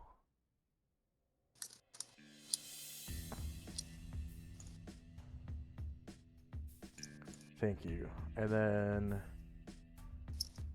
the duration on Ashriel's 8. That's was there a duration on that? It's think like a so, yeah. bless. I got it. I'm loaded. I'm casting it now. I think it's like 1 hour or something like that. I Duration, wish. 9 9 rounds. rounds. Okay. 9 rounds. But I thought the hit points last for an hour. It's like a bless for 9 rounds and then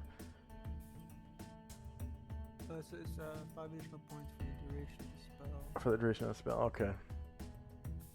Huh. There was God. It's been so long since I played a cleric.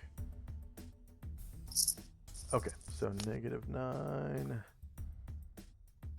they Alright. also can't be remade. They can't be re-healed either. So once they're gone, they're gone. Yeah, because it's just temporary HP. Yeah, that's all I'm seeing in there either. It's just those 2 things. And actually, if your health is full, It goes over. I believe. you can just add the 4 to it. I can't tell if your health is full though. I'm zoomed way out. Is that all for Tenzi and company? Yes. Okay.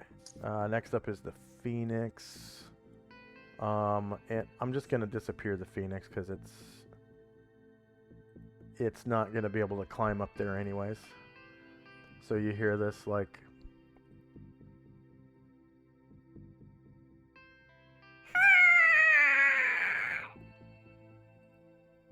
and then boop, it disappears. So that is the end of the round.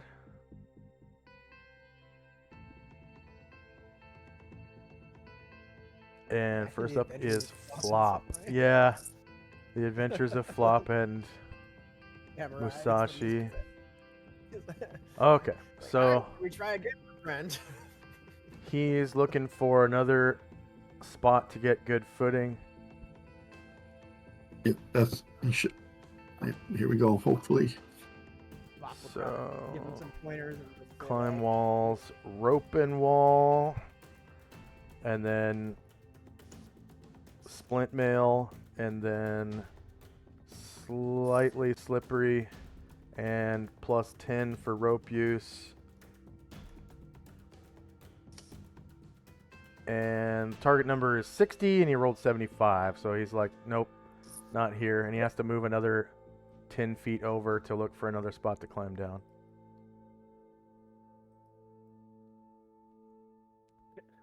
it's not Or he working could out." just, I mean, you could just jump down and eat the 10 feet of damage. It's up to you. Anything else for Flop? I'm just gonna wait till my friend can get down first. But I am not controlling that character really. Yeah. So Musashi's all his stone skins are gone, right? Because he's taking damage. Or not? He can't tell. He can't tell. Okay. All right. Yeah. Well, I mean, I don't want to risk wasting one. So yeah. Yeah, it looks like he Try- has taken damage.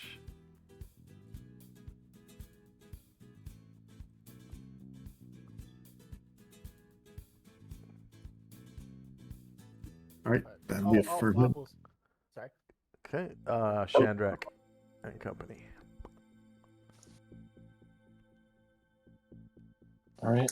One more Orson for Moen, and Luther is going to reach out and do a Cure Moderate onto Ryer.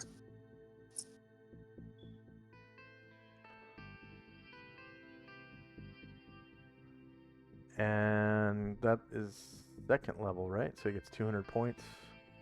Yes. Okay. All right, pretty good.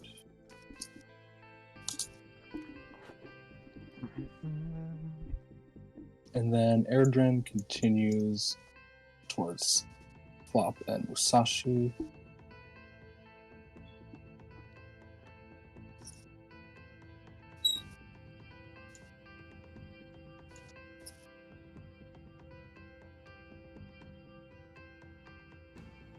And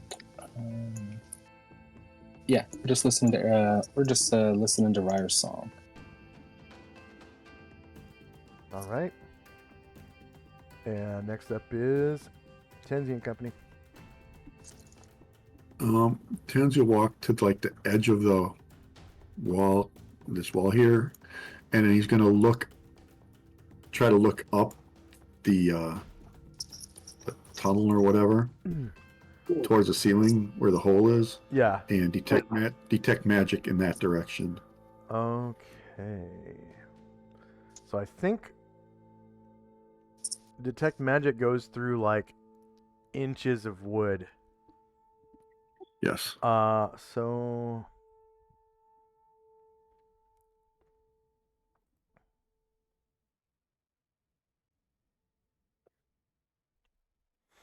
you look up and you see like it's like an oval shaped. Oh no, I'm sorry. That is a. It looks like a kind of like a rectangular stone tunnel, I think. Okay. That kind of goes off diagonally, and it's got nasty slop dripping from it. Where is it?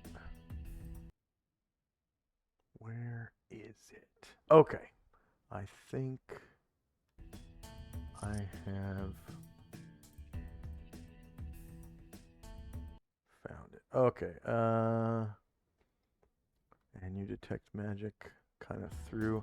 So nope, no magic coming from there. All right. Ashriel will innately do a cure light on Ryer, and that'll be it for us. All right.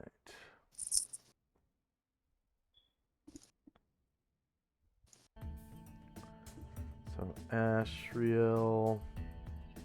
Oh, that was a cure. Sorry, a cure. Yeah, cure. Okay. All right. I didn't know Ryer was down that much. Okay. There you go. Wonderful. Nice. Cure light wounds for 7. That doesn't happen much every day. better. Just a few scratches. Thank you, buddy. Yes. So that's the end of the round. We got spells and time.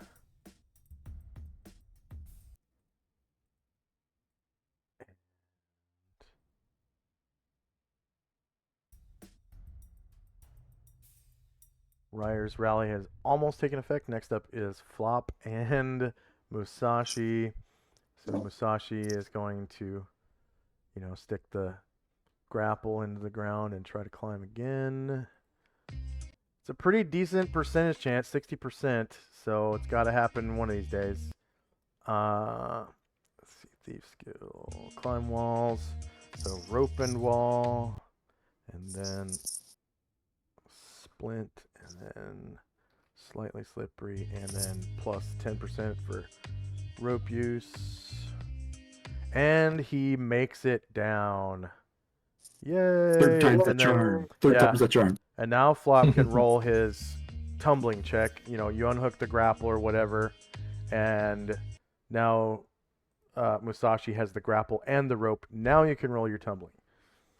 And we'll see if you flop or not.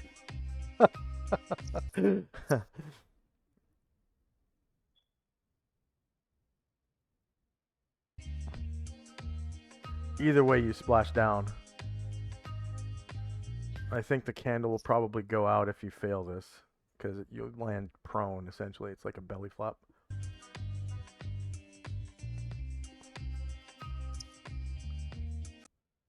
Just waiting on that tumbling check for flop. Sorry, my mic was muted. I'm an idiot. I was trying to talk to you. I tried to click the proficiency skill check thing, and then some weird thing came up. You tried to use repeating selection row, blah blah blah, and a bunch of crap just spammed. I tried it again, and it's not allowing me to click proficiency check.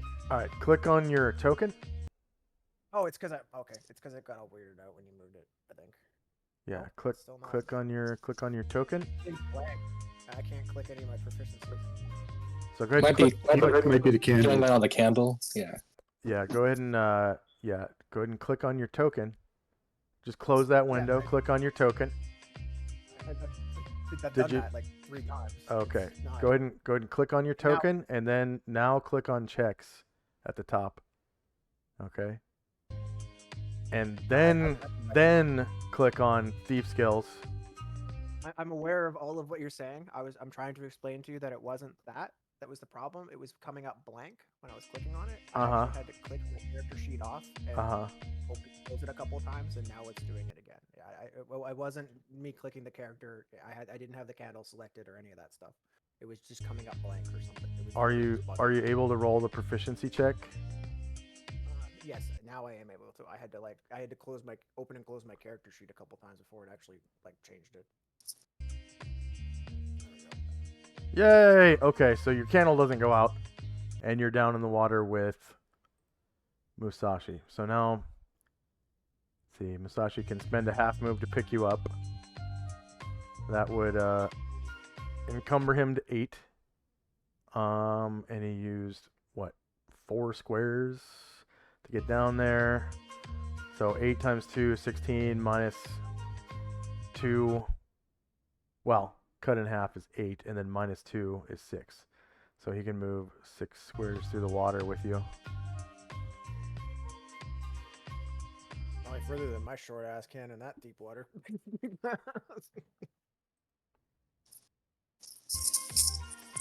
Yeah, probably just go directly south 6 squares, and then next time we can try climbing out. All right.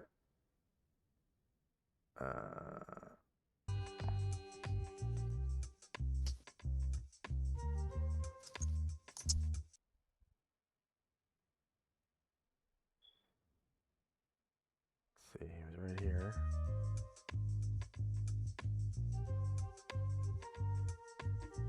There we go. Shandrak. Another Orson for Moen. And that's Chai Yai. And yeah, from Okay. Chai. So 100 points for Chai Yai. Oh, it's just the same. It's 8 rounds. Lasts for 8 rounds, so it's just the same one. Oh, okay. Yeah, gotcha. Okay, she's not casting it again. Yeah, continuing her Orson. Yeah. And Chandrak will use his staff to enlarge himself. All right. So that is Chandrak staff enlarge on Chandrak. 45 rounds.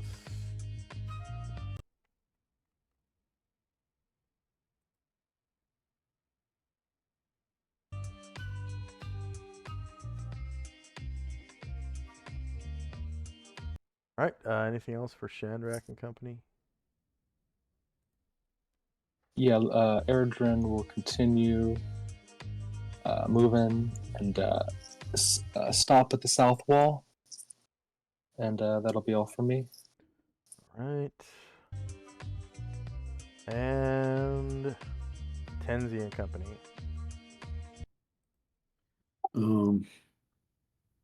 And Tenzi will just take a look around using his omniscient eye to make sure that there's nothing hiding or invisible in this area.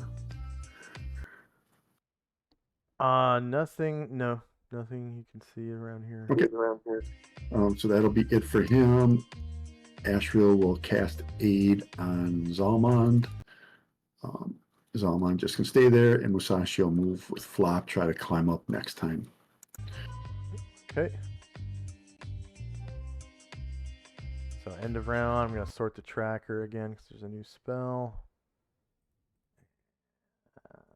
First up is The Adventures of Flop and Musashi. Oh, this is 0 round for Ryer's Rally, and also 0 round for Ashriel's Innate Protection from Evil on Sakaki Buma, Kyokai.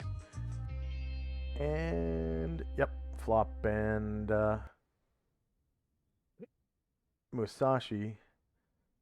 So are you guys gonna toss the staying up now? Yep. Yep. Whoever's better at throwing, probably. Probably. Well, both of you I think have pretty decent decks, so. I think it's probably equal. He does have rope use. Yeah, I was gonna say, I don't know if that adds anything. But if it doesn't, I might as well do the check. But if it does, you can do the check. I don't mind either way.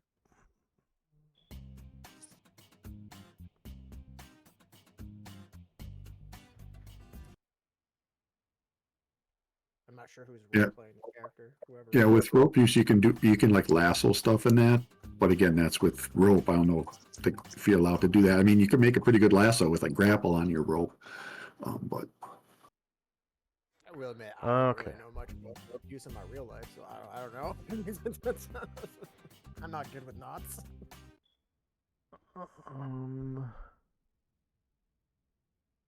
Okay, so who's throwing the grapple? I'll Flop. let, what's his name? are you sure? All right, What's his name? Musashi. Musashi. You want me to do a dex check? No, it's Or- a D100. And then I'll give you +10 for your Okay. rope Rope use. Yeah.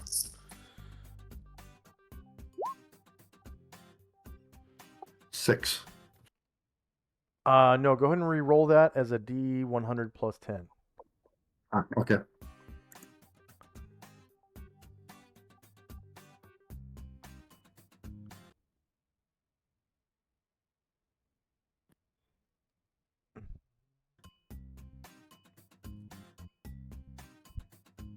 $89.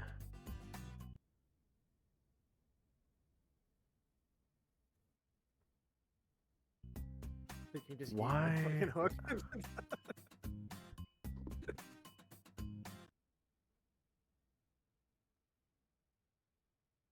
Okay, yeah, you get a catch. You get a catch. I don't know why Stonewall top is so high. You have to roll 90 to 100. So I'm just going to count as a stone parapet, whatever that is. Because it's 79 to 00 is a catch. This is apparently easier. Oh, because a parapet has a battlement. That's why. Yeah, but a Stonewall top shouldn't be that fucking hard. It's a 10% chance. No. Yeah, it catches. And you're able to climb up at your leisure. So put... Hopefully. Good point. Yeah, with a 60% chance, it's gonna happen sometime. I'm gonna have to try a few times. I don't know. We haven't had the greatest luck with this though. So here's a little grapple token. Looks like if we mess this up, it would crush me.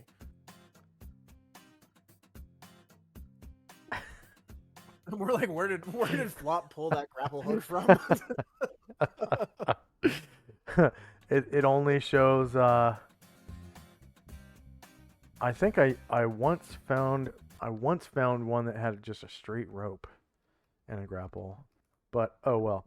All right, so Tenzi, or sorry, not Tenzi. That's the candle.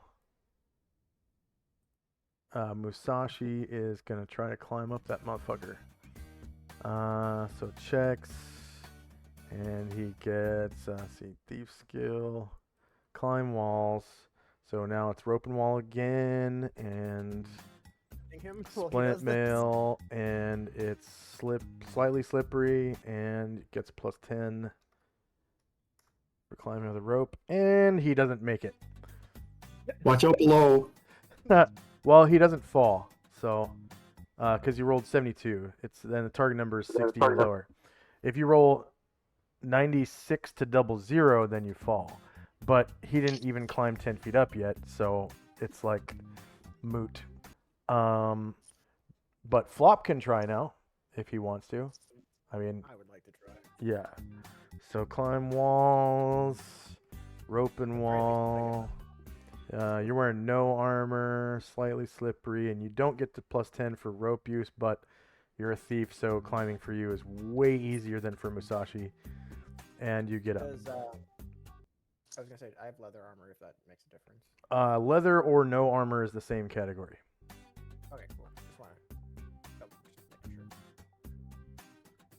sure. So Flop gets up, and Flop actually earns experience for that, so he gets 200 points. I will add that to my little tally. Or And then sorry, Musashi- 100 because you're a bard. You get half. Okay, sorry. I will scratch that out. Yeah. And then Musashi will yell up, move it over a little bit. Let's try down here. Maybe I can get it. Yeah. He can actually I will- hold. Yeah, he can hold it. Yeah, I will like reposition the grapple hook if I can. Man. Yes, definitely can. What I will, in my educated guess, will be what I think will be the better area for him to try. Yeah. So you just have to move over 10 feet, and then he can try again next round. Boop.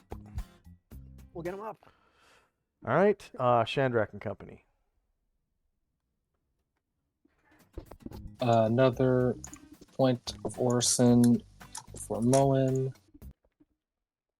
And Shandrak will also shoot a beam and to enlarge Moen this round. Moen. So it's Shandrak's staff enlarge Moen? That's right. Sorry, I'm quickly restarting my roll 20. It's now not letting me open my character sheet. It's just blank. Give me a sec. Oh, weird. Yeah, something's being all weird with the game. I don't know what the hell's going on. Like, I can, if I open it as an actual secondary internet window, I can view it, but if I try to keep it within the Roll20 interface, it would just blank. Yeah. Okay. Anything else for Shandrak and Company? Yeah, Luther's just gonna move out a little bit just to make sure where Tenzi went.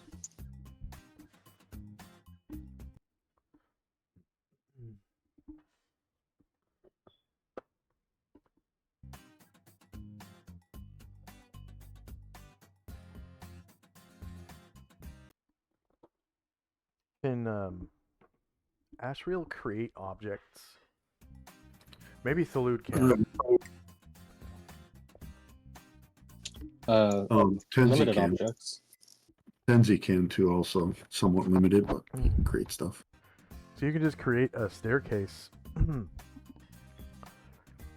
or something. Anybody have Yeah. stone shape? Or, like- that spells? Create a bridge to go across, or Yeah. I think Solynod has the ability to create objects, right? As a genie.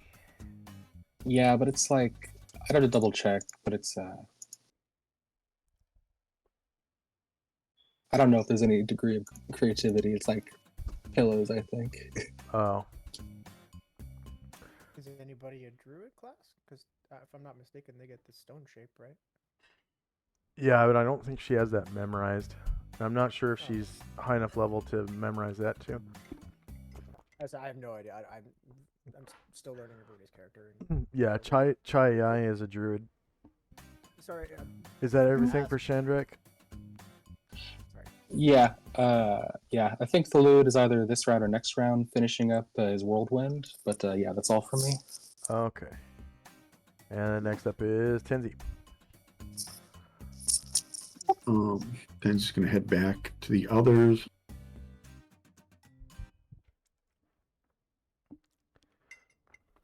He'll call out, let's all meet at the treasure and get ready to go. Luther will say, "Perfect. Most of us are there."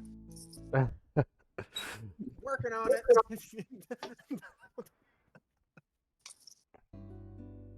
we're Then working you'll on just, it. yep. So then you'll just he's just gonna walk that way. Asher will do another aid this time on Ryer. So you guys hear Tenzi's voice kind of echoing through the chamber. You know, everybody meet at the treasure, in the dragon treasure. So 4 points for Ryer with aid. Okay. All right. Is Ryer's health full already? It's not, but it is like I mean, with the aid, he's technically 1 point off. Okay. Yeah, if it's not full, you got to use the parentheses. If it is full, then you can just add it to his regular HP, because it like gives a plus symbol if you're overcharged or whatever. Yeah, Ryer's almost good, but yeah, he's just a few points off. Did Tenzi cast any spells or anyone? The aid? Not this one. Okay. All right. Anything else for Tenzi and company? Nope. Okay. Musashi is gonna try that wall again though. Ah, yeah, that's right. Yeah, that's on. Flop's kind of turn, with yeah. flop. Yeah. Let's see. Sort. And first up is flop and Musashi. So the 0 round for slow 2, and then 0 round for Thalud to create a whirlwind. So now it's adventures of flop and Musashi. So Musashi's going to try to climb that rope with a climb check. I'll wait till he's up here. Skills, climb walls, rope and wall, and then he's got, it's basically his splint mail that's holding him back. Slightly slippery, and then he's got plus 10 for rope use, and he makes it up. Yay. Nice. And you can redeploy your rope and grapnel. And then he'll, pick you up. So that's a half move. He took 4 squares to get up here. Movement's 8, so he can move 8 more squares.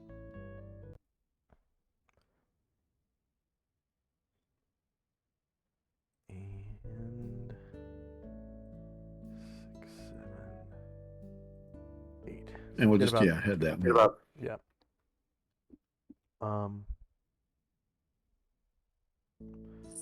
So the innate protection from evil on Sakaki Buma is gone. Ryer's rally takes effect, so everyone who's already within 90 feet of Ryer and has been listening for the entire 3 rounds gets the music token marker.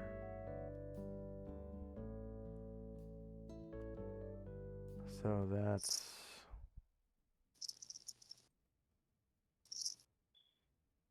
why is Luther way over here? Oh, just because I had him just go off just to double check where Tenzi was. Okay, because he is now outside of the rally and wouldn't get the effect. Oh, is he? Yeah, just slightly, like by 20 feet. Yeah. Well. Oh well. I think. Nope. Right. Right.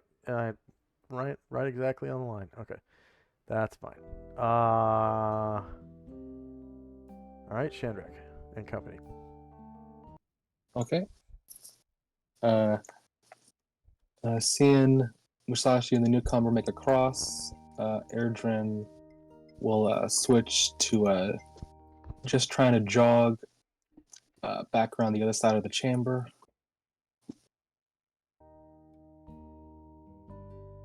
Still slowed.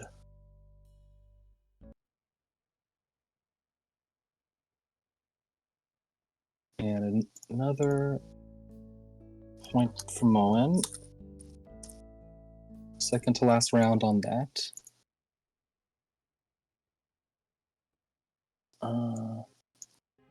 And Shandrak will use his staff and enlarge Zalmond. Okay. Shandrak staff enlarge Za Almond. 45 rounds.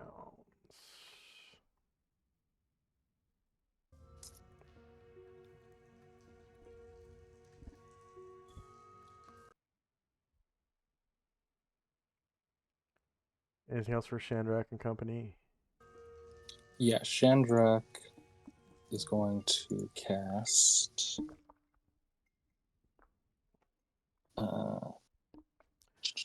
You said Shandrak is going to cast? Yes. Did I? You I'm sorry. just He already. used your Excuse me. staff. Yeah. Excuse me. Yep. Never mind. Yeah. Okay. Next round for that.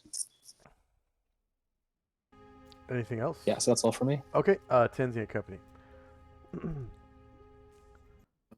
and Tenzi just will- moving Luther back. Say again. Sorry, just moving Luther back. Just forgot Okay. about him, but just moving him. Tenzi will head up the stairs. And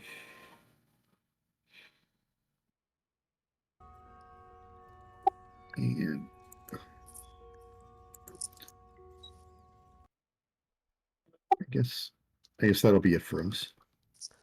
All right. End of round. Sorting and the adventures of Flop and Musashi. So Musashi has 16 squares of movement. And he's like climbing and running and carrying and lifting. So exhaust. So are those hirelings under their that aren't their main characters? that They have? are henchmen. Hirelings are 0 level characters that they do like one task and they're really cheap and you only have to pay them once a month because you pay for all their expenses. So most of them are like 1 GP a month, but they have like a D6. They have a D6 hit die and that's it. And then they have whatever gear you give them, and their Thaco sucks, and it's more stuff like a melee guy to stuff. carry a torch for you, pretty much. And then Yeah, that's henchmen hiring, like, henchmen actually have a level. They're adventurers, so they have a class and a level. Yeah, I'm just And screwing up then the terms. followers could be basically anything. It could be a monster, it could be an animal, it could be a 0 level NPC, or it could be an NPC with a class. Doesn't that depend on the class the person's that they're following? What? What was that? Doesn't that kind of more depend on like what the individual person's class is that they're following? Like, isn't it different for like a priest as it is for like a thief or something? Yeah. Yep. Eridrin is one of Shandrak's followers. He's an assassin. And Shandrak is part thief. And when he attracted followers, his followers were an intelligence team.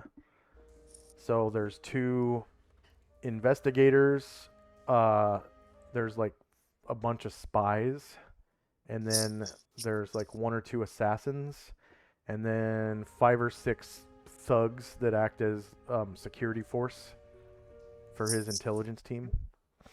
And they can operate in 2 cells because they have 2 investigators.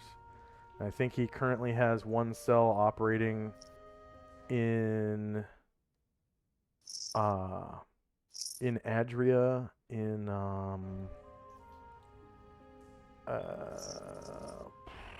it's in Mingdao. 1 in think. Mingdao and 1 in Central Adria in Hang Mai. Yeah, 1 in Mingdao, 1 in Yeah. Hang Mai.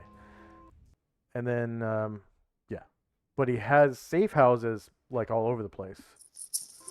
There's 1 safe house in Mingdao, 1 in Hang Mai. You have a safe house in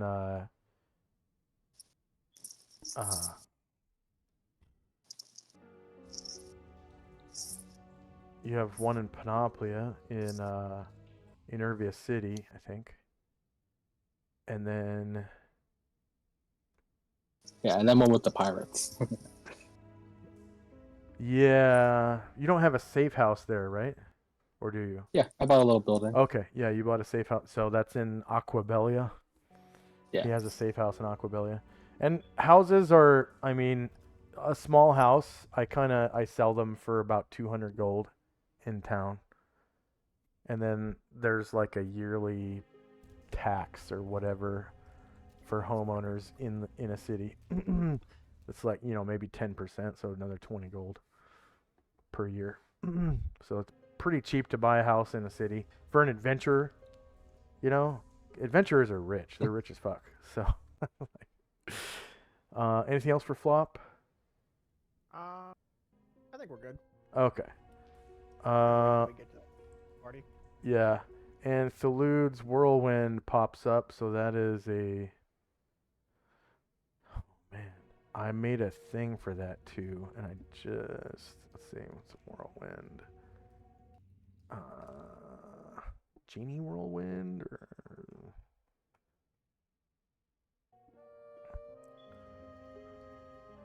Find Whirlwind. Genie Whirlwind, there it is.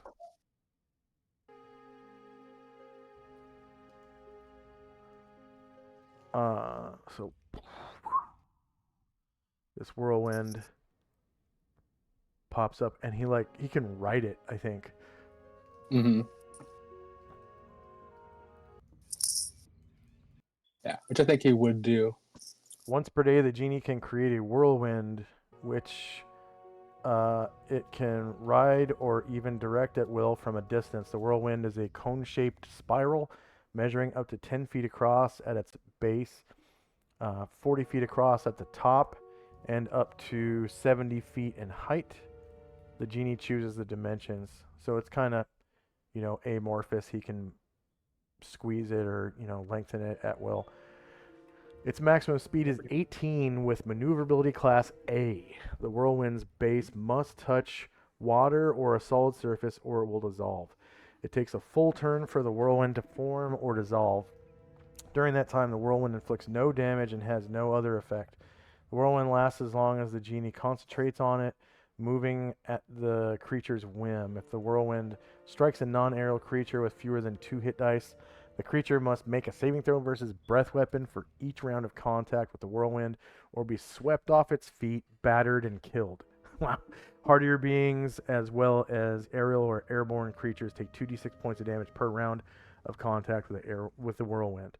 A genie can ride its whirlwind and even take along passengers who, like the genie, suffer no damage from the buffeting winds. The whirlwind can carry the genie and up to 6 man-sized or 3 genie-sized companions, because genies are large, right? Yeah. Airborne creatures or attacks receive a -1 penalty to attack and damage rolls against the genie, who also receive a +4 bonus to saving throws against gas attacks and air-based spells. Jinn are nearly impossible to capture by physical means a genie who is overmatched. Okay, that's I should delete that part. But yeah, it's a pretty awesome way to fly. It can carry the genie and 7 other of these people that are not enlarged. If they're enlarged, they count as 2 people. I think that's the gist of it. So several of these people are enlarged right now, right? Yes. Which you can dispel at will because you cast it, Mhm. right? Yeah. You can always dispel your spells at will unless otherwise stated in the spell description. I mean, it's like earthquake, you can't, because, yeah. Tsunami, you wouldn't be able to dispel because it's different. He kind of uncorked the bottle on that one. Yeah, it's like, yeah, it's kind of an all or nothing thing. You can't really put that one back in the fucking bottle. You made the wave, it's gonna finish. Yeah.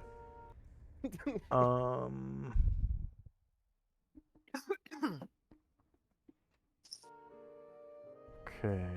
The only way I can see that working if you could if it was like summoned water, then you could dispel the water. That would massively depend on said DM and how they want. Well, it's more like you cast a wall of fire, you can dispel it at will. So yeah, Snail 2 is gone now, and that whirlwind will stay as long as the genie concentrates. If he loses concentration, it goes away, or stops concentrating. His fingers on his temples. So the rally lasts for what, 12 rounds now, or what? Yes. Okay, 12. so this is gonna be, now it would tick down to 11 right here. And next up is Shandrak and Company. So you can pick people up at will with that whirlwind. Yeah, It's nice. just like it just swallows people up. That's concerning. All right, yeah. So the genie will, be in its own whirlwind. Which actually, can you give me control of the whirlwind? I can't move it. Yeah.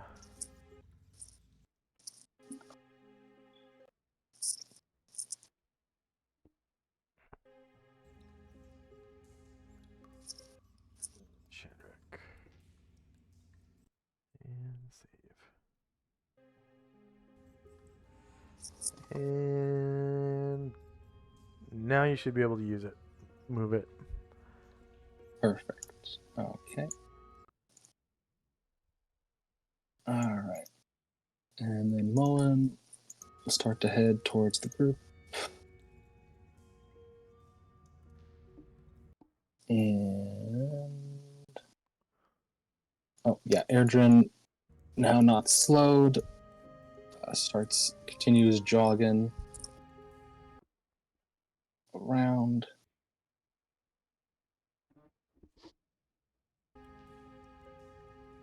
And he'll climb up next round.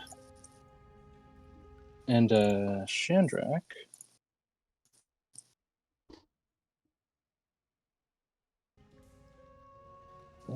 is going to cast Mirror Image.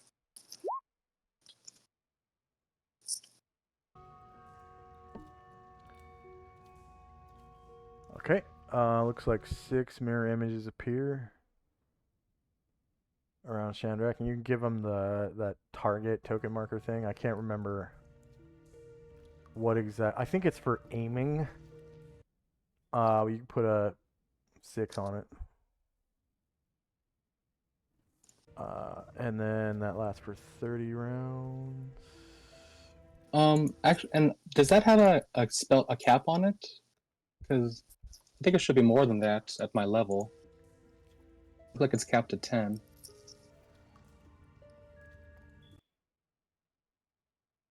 No, it's not capped at 10. It's looks like it's capped at 12. Oh, it is, okay. It is capped at 12. I think it's Really? supposed to be capped at 12. I will check. Well, then it should still be 36 Fine. then instead of 30. 36 round. Oh, the duration might be capped at 10. Yeah. Yeah, it is. Let's see. Okay. Find mirror image. Second level. Casting time 2. It's 3 rounds per level, and you get from 2 to 8 exactly duplicates of yourself. Roll 1d4 and add 1 for every 3 levels of experience the wizard has achieved to a maximum of 8 images. So, yeah, it is supposed to be capped at 12, but not the duration. The duration is supposed to be capped at 30. So... Okay. Well, then it should be 42 rounds then. Yeah, 3 rounds per level. So yeah, if you're 14, then 42. Yep.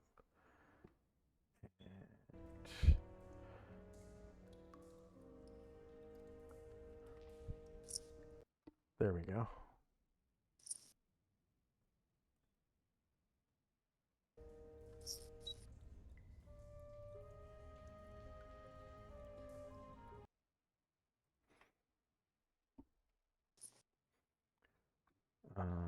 Mirror. John. 30 rounds. Or sorry, 42.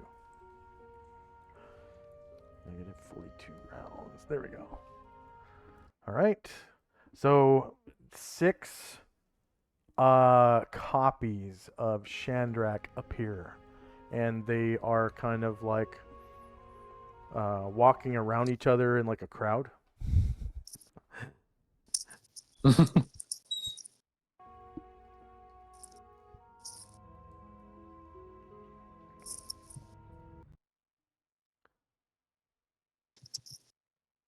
And then is there anything else for Shandrak and company? Oh, and Shandrak gets what, 100 points divided by his classes for mirror image. Yeah. And Luther, seeing Erdrin, he is going to cast a silence 15-foot radius onto Erdrin's gun.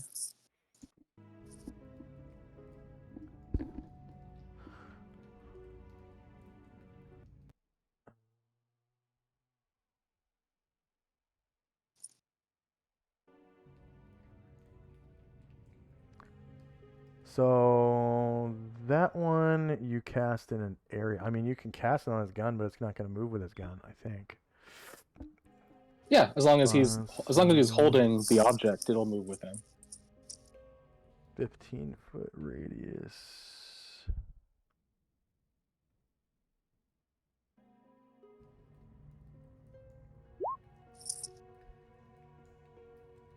Bard spell. What the hell? That's a pre-spell, right? Yeah. Upon casting a spell, complete silence prevails in the affected area. All sound is stopped. Conversations and possible spells cannot be cast, or at least not those of verbal components.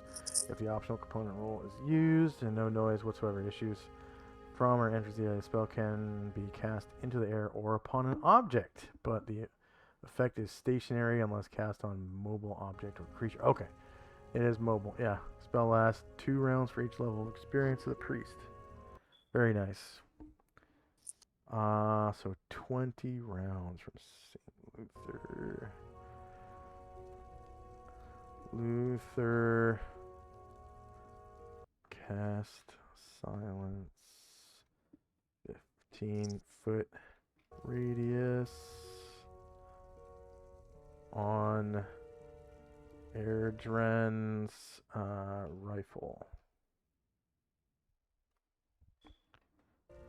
And that is 20 rounds. Negative 20.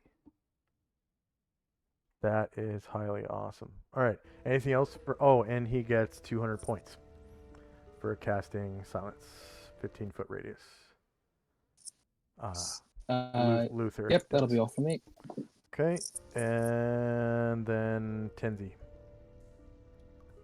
Tenzi will come up and admire the flash mob of Chandrax.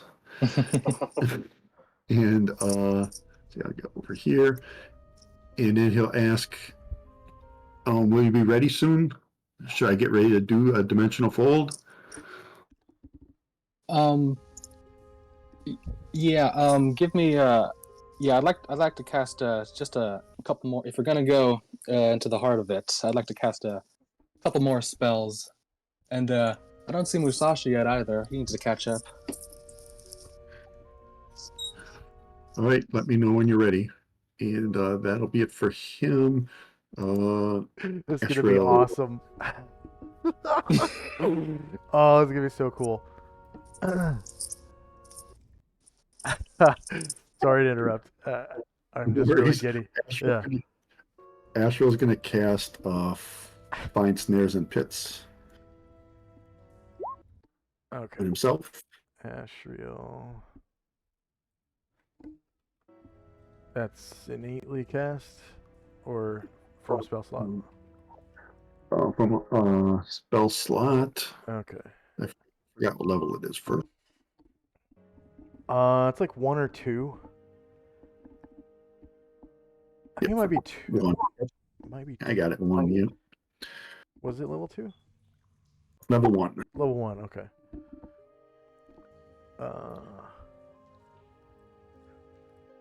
4 segments. Okay. Astral cast, detect snares, pits on Ashriel. 32 rounds.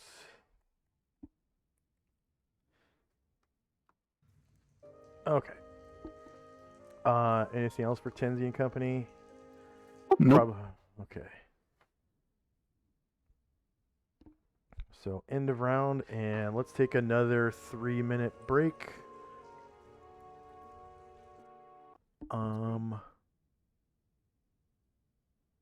Starting now. Wee.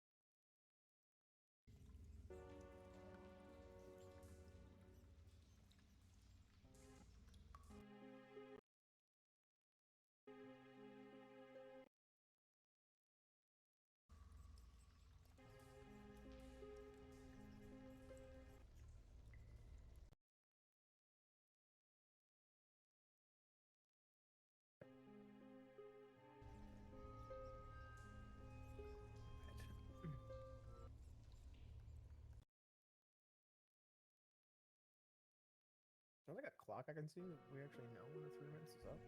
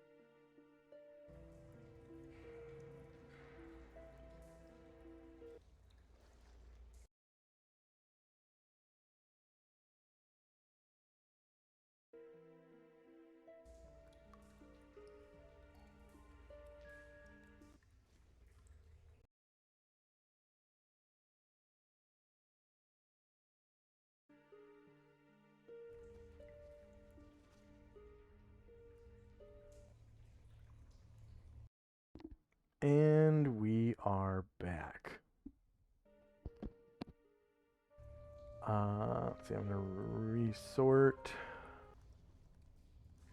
So there's new spells in effect. Time now is, let's see, 8:42 a.m. November the 27th, 11:85.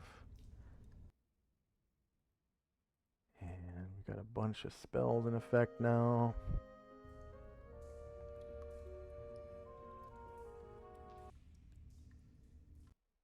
Oh. And next up is Flop and Musashi. Musashi's still jogging. Onward, noble steed. And he jogs another 16 squares.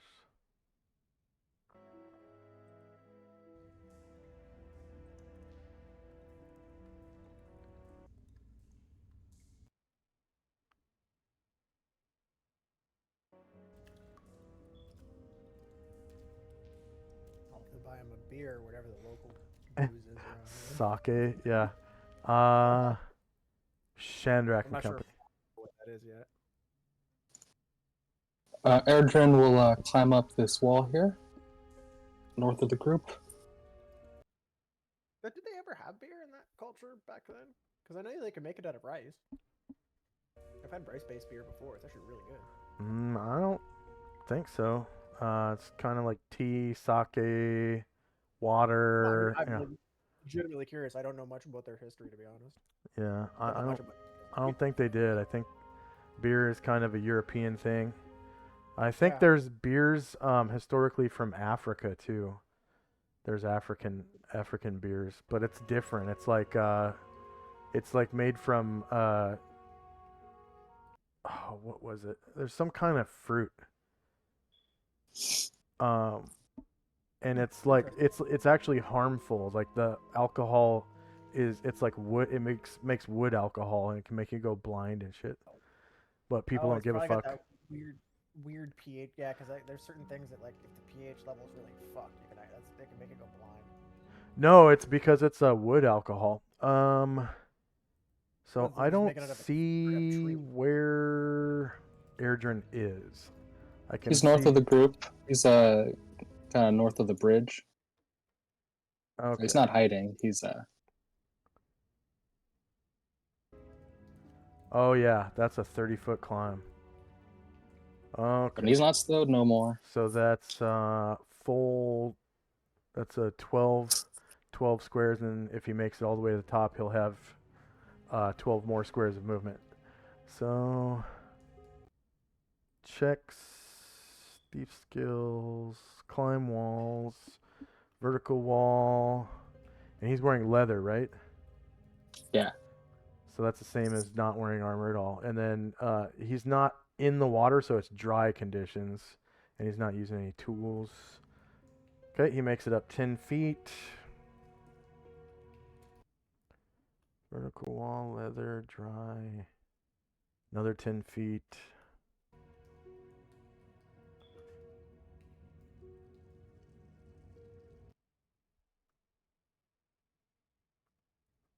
And he makes it all the way to the top. And he still has 12 move left. And then whose necklace is this right here? Is that probably Musashi's that got dispelled? Oh yeah, Okay. yeah. I'm gonna fix that next round. So I'm not gonna lie, I thought that was a weapon. It was like the only silver necklace I could find. If anybody familiar with, like, the Star Wars cartoons? No, not for a long time. That's just the Gendy It's one. like one of the the bounty hunter people the Ventress character goes with for a while. I think Boba Fett does when he's a kid as well. Like, one of them has like this weird whippy freaking like, it looks kind of like that, but it's green.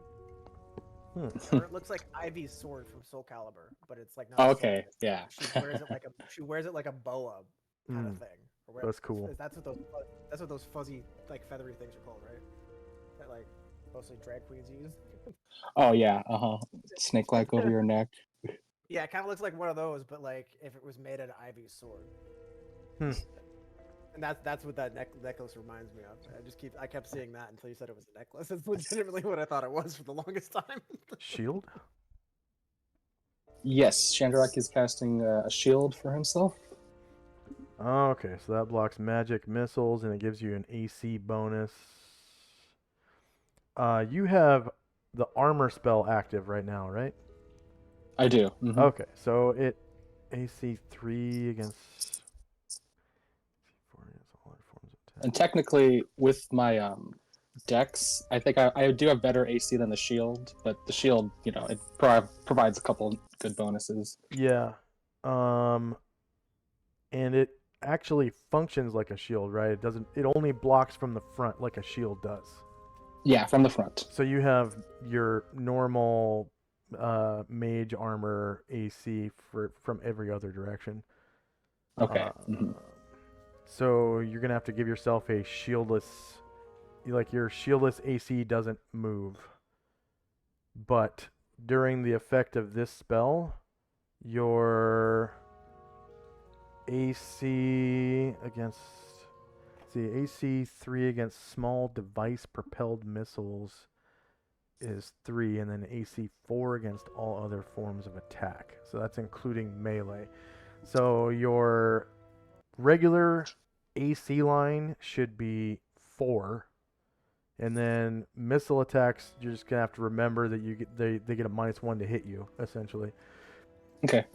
Yeah. And then it provides the equivalent protection of AC 2 against hand hurled missiles. So if anyone throws anything at you, it's at a -2. Cool. And And you get a +1 bonus to your saving throws against attacks that are basically frontal. So like if you're facing someone that shoots you with a fireball, I think you're Yeah. supposed to get a +1 bonus to the saving throw. So that's Nice. 50 rounds. I remember using when I played a necromancer a long time ago, like about 20 years ago, and maybe 23 years ago actually, and I used that spell all the time, starting at level 1. It was because it was so useful. That kept me from dying a lot, actually. So that is 50 rounds. So Chandrak cast. This is from a spell slot, right? Oh yeah. Oh Okay. yeah. So we're So going you into it. get- So I'm casting my slots. Yeah, you get 50 points divided by your classes. So that's what, 25 each class. Chandrak cast shield on Chandrak. 50 rounds, so -50.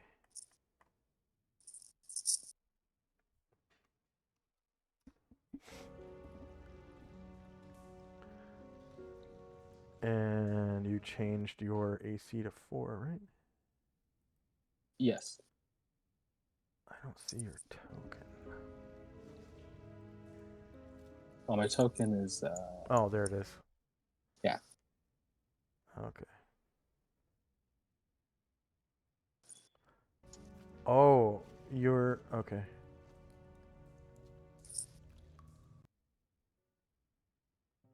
Four out of 14 HP.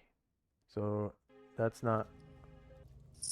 Go ahead and switch that back to 14, because that's your mage armor. Your red circle is your mage armor. Oh. Okay. You have to change it on your character sheet to 4. What the heck? What the? Oh. Yeah, that was my AC. Oh. Okay. All right. Yeah. Never mind. It's still linked. But yeah, anytime you take damage, you got to subtract from that 14 HP on your AC bubble. Right.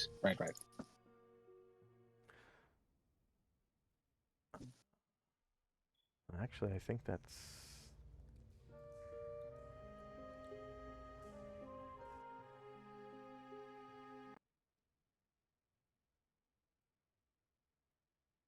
What was your AC normally? Was it 5?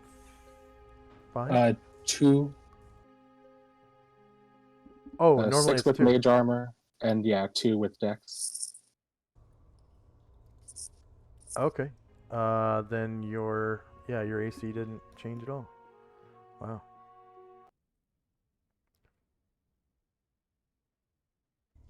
Yeah, your AC didn't. Okay, cool.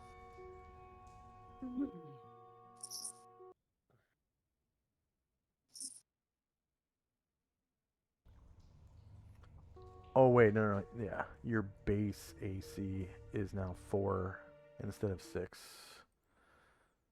So 6, 2, 0. Okay.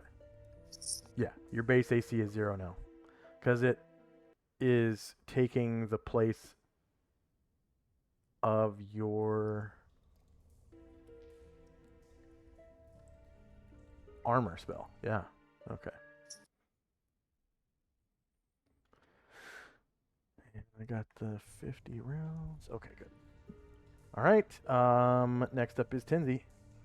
Oh, sorry. But speaking of Tenzi, Shy Eye would say, Tenzi, come here. I would like to give you some protection as well. In a sheepskin condom.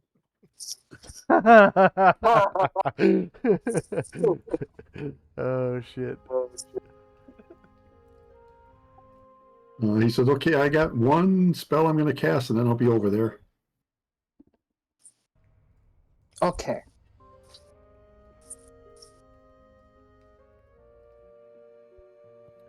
And then if it's Tenzi's turn, he's going to cast Continual Light on the necklace to give it its light back.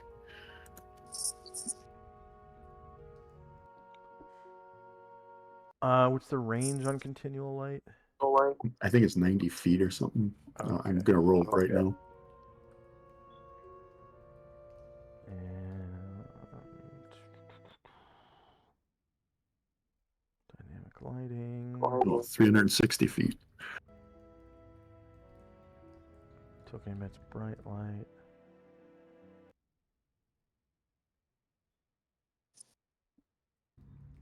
Okay, 60-foot radius. All right, so it starts emitting light again.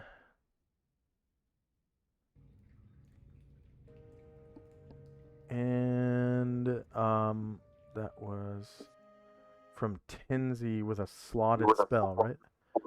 Yep. So that's what, 300 points? That's third level? Yep. Okay. 300 points. And anything else for Tenzi and company? No. All right, end of round.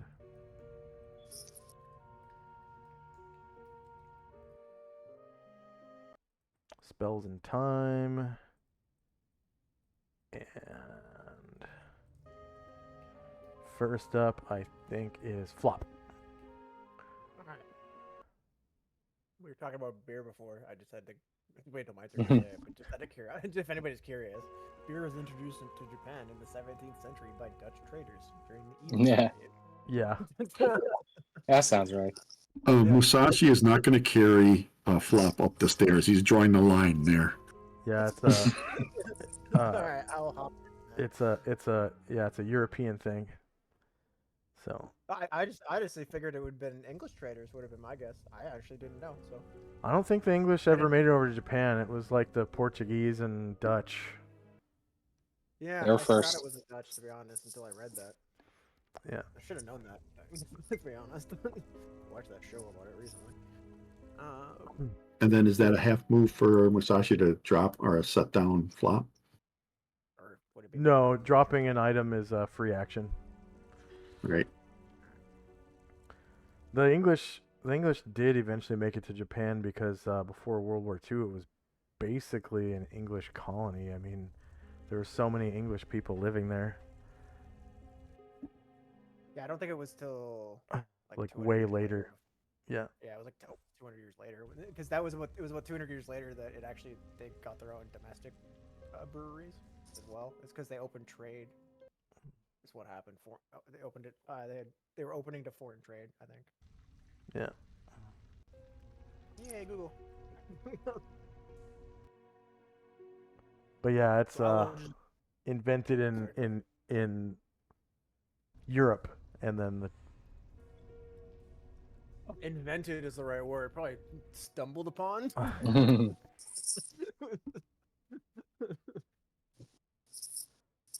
anything else for that- flop? I was just about to say I don't. What's because I was kind of out of view. So do I kind of know what's going on with everybody? We're getting the hell out of here? Because I don't know what their magicness is. How confused is Flop right now? Well, you probably would have heard the conversation about the dimensional folding, because you were within 90 feet.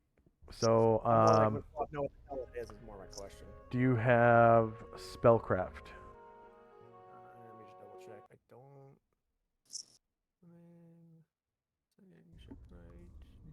No, I do not have spellcraft. That's why I was like, I don't know. if I Yeah, know what yeah, the you don't hell know. it's about. You don't know what dimensional folding is. Alright, then Flop would go up and be like, alright, what are we doing, guys? What's going on? See you doing all weird wizardy spelly stuff. What's going on? And you see Shandrak, and now there's like 7 of them instead of 1. I'll And just ignore that. He'll And just it's like- completely gloss over that, like it's normal. it's like, oh right, oh good, you made it. You're still here. Well, get ready to jump into the fire if you really want to join the Order of the Superior Star, because things about to get real dangerous. We're about to use our magic to go, I imagine, a few hundred feet north, and go right to where the Shogun is and take care of him. Fire. Jump in fire. Got it. Yes. To that degree, actually, stay right there. I might have something to try to help you survive. Anything else for flop? Flop has luck on his side. Oh yeah, you got like a +1 to all your dice rolls, huh? Everything except for like initiative and damage or something like that. Well, I mean, I did completely forget about that for 2 of my rolls. I don't. It wouldn't have made a difference. I passed them anyway, so. Fool's luck. +1 bonus or +5% to most die rolls. Includes saving throws, initiative, surprise, proficiency checks, thief skill checks, ability checks, and ability sub checks, e.g. bend bars, lift gates, resurrection, survival, and so on. Fool's luck also adds +1 bonus to the jester's armor class. Yeah, I just forgot to do the modifier. And... So it's everything except for hit and damage. Yeah. Yeah, one of the upsides. Other than that, class is pretty useless in combat. Other than that, it's definitely good for like That's roleplay and really like, city stuff. well. I mean, just the climb checks or whatever. Yeah. You get +5%, and then remember you get +1 on your ability checks too. So for your tumbling proficiency, you should have had a +1. That's what I mean. That's why I said I completely forgot about it. Yeah. Actually, proficiency Shadrach check. will say, actually, do you mind, would you be able to come a little closer for me to cast my spell on you? Which character was To you, Flop? that? No, sorry, which That's character? Shandrak right there. The shadowy one. There you go. It's the one I can't read the name. Okay. I don't think I can move. Yeah, he might be out of movement.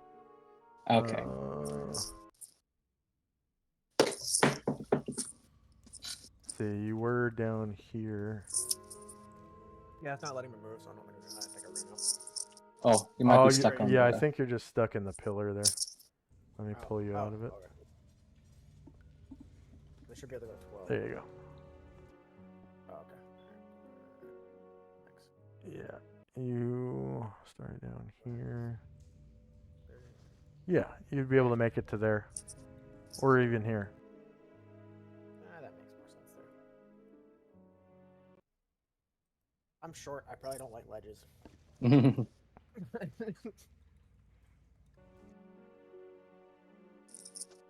Okay, and then next up is Shandrak and company. And Chandrak will reach down and tap the green gem of his staff onto your chest flop and cast invisibility onto you.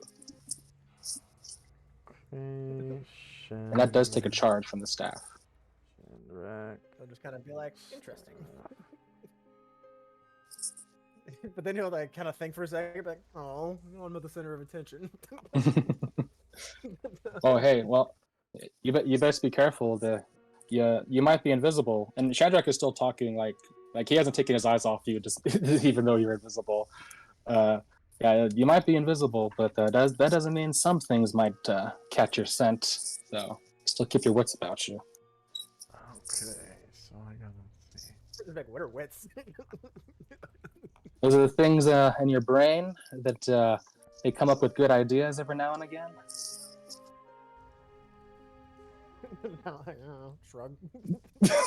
Oh dear.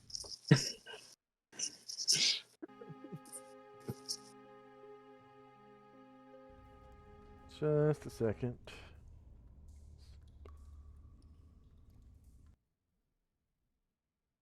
Actually, just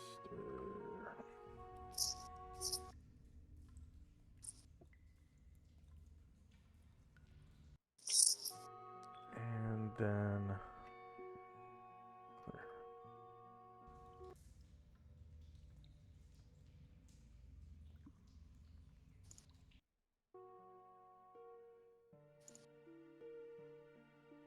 One second.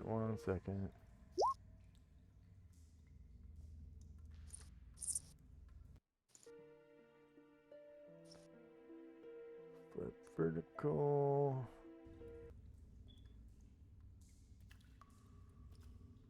Flip horizontal.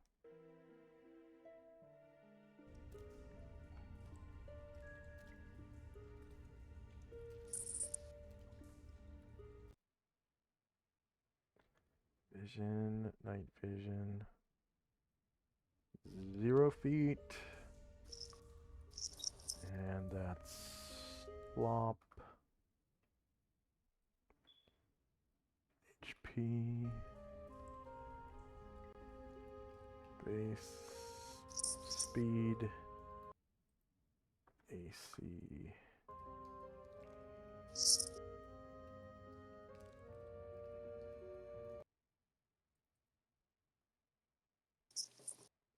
Update default token.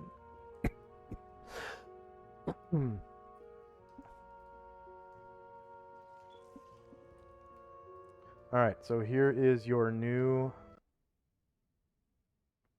token. Actually, I need to give you a blue aura so you can see yourself I can see the token. when you're invisible. You got to be able to see yourself when you're invisible. Oh, so that just indicates. So that just indicates that I'm invisible, basically. No. Nope.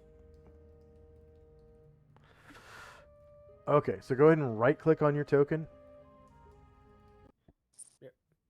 And where it says multi-sided, Yep.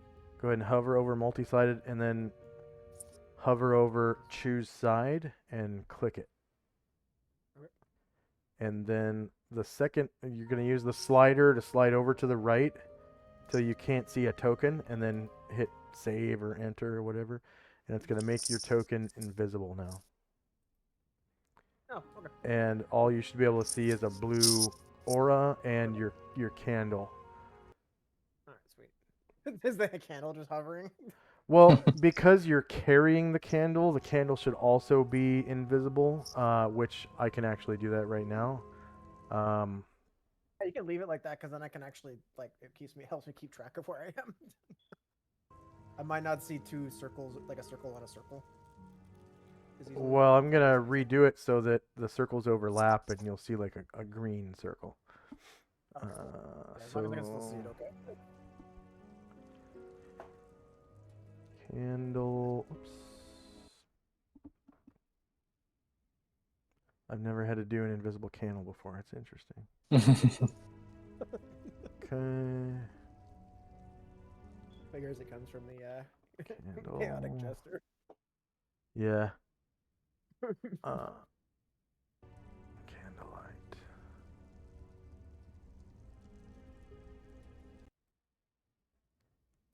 Okay.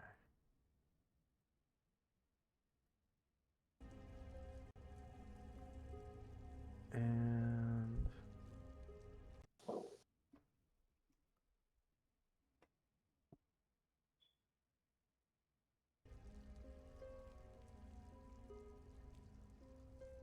invisible.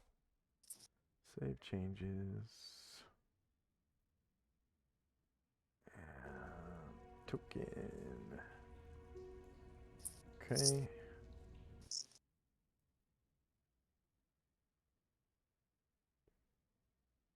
Uh,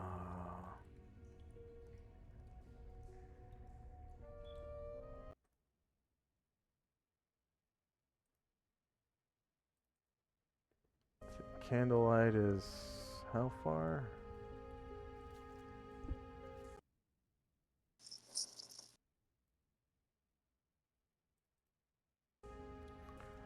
Candlelight is 5 feet. Okay. Oh shit, that's way smaller. I need a torch. Torches are only 15. That's still better than 5. Let's see. Emit bright light. That is 5 feet.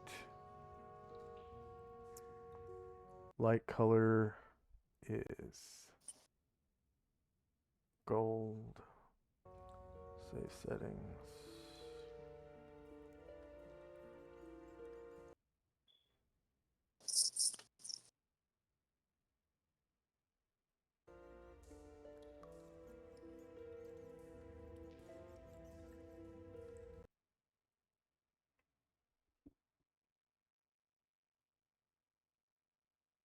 Yeah, and then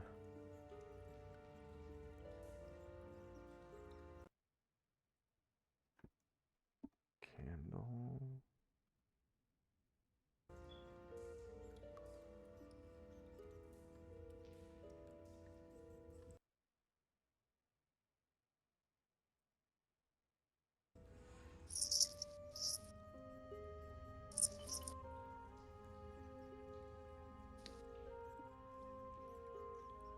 All right, so this is your candle that can go invisible. So you just right click on the candle. Multi-side thing. Yeah. Cool. There you go. And then put, Oh, that's fucking hardish. I'm going to It's put basically your, invisible.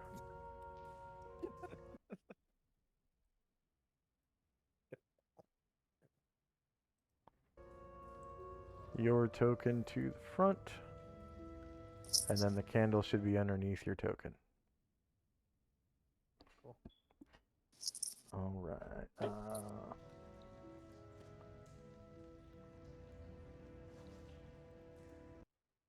And actually, just so we don't lose the candle, I am going to give it a blue aura.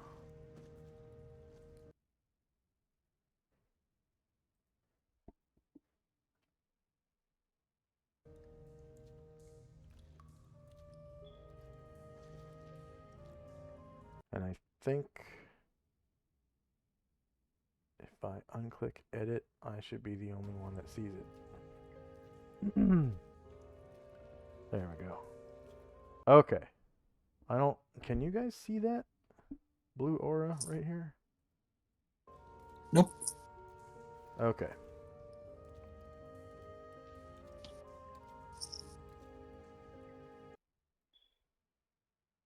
Wait. What about this one right here? I think I clicked on the wrong one. No, Okay. I don't see any auras there. Okay. Flop to front.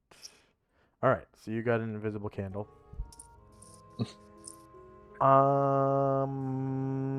It seems like really, really tough, right? What? Just a random glow. Yeah, Yeah, it took out all the light. literally is just a light that moves around now. So How old is Area 51? Aliens. and it doesn't give anyone like the right to see your character if your character's like sneaking around or creatures can have a chance to see invisible creatures though, but they have to be 10 hit dice at least and have 13 intelligence plus. So, anything else for Shandrak and company? Yeah, Luther, seeing Tenzi coming back, he'll take a 5-foot step and give you 4 points, cure moderate.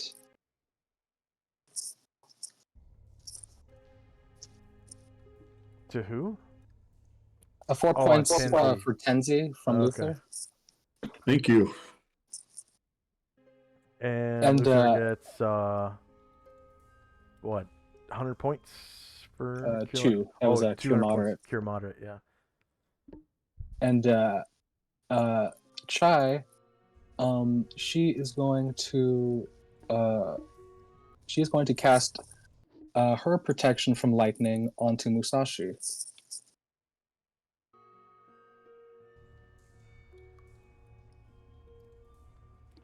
Okay.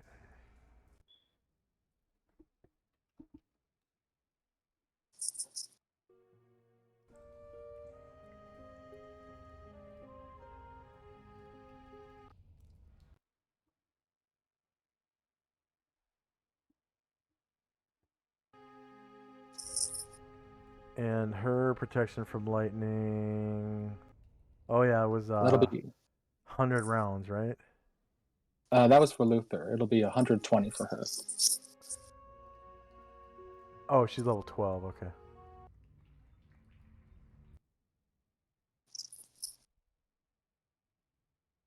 She casts it on Luther. No, she's casting it onto Musashi. On Musashi. Okay. 20.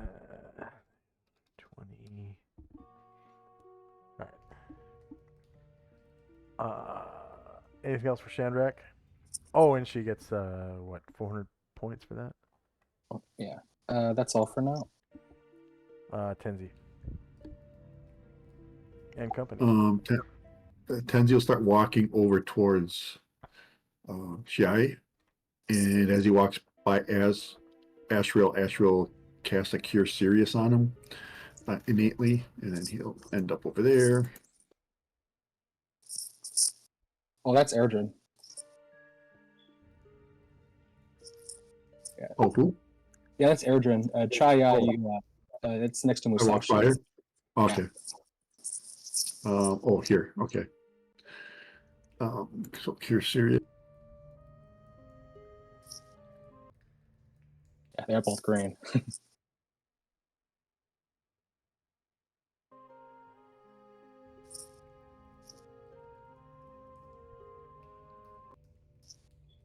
All right. Anything else for Tenzi? That's it. Yeah, after this Cure Serious. And all the NPCs kind of come out of hiding and they start jogging towards the group. Why, oh why?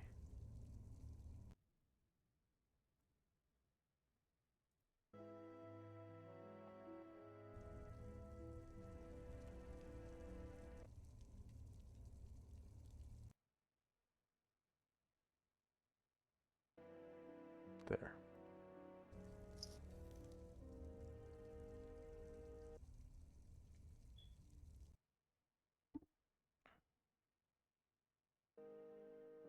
And they get to like the bridge area and stop.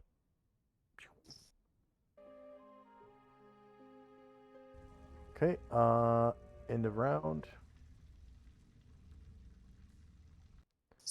sort the tracker again.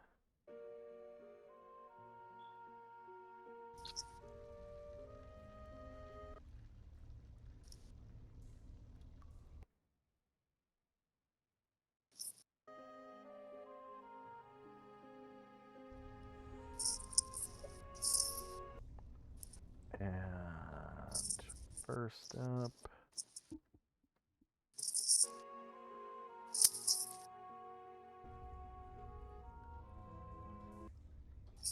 is flop. I'm gonna wait for the wizards and stuff to do their, or the priests and things to do their stuff. All right. Tenzi and company. I guess I'll just hold my action. Sorry. Yeah.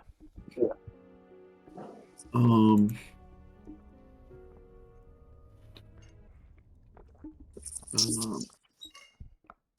think Tenzi is going to cast. He's going to take a 5-foot step, cast probability control on Ashriel for his next 2 hit. All right.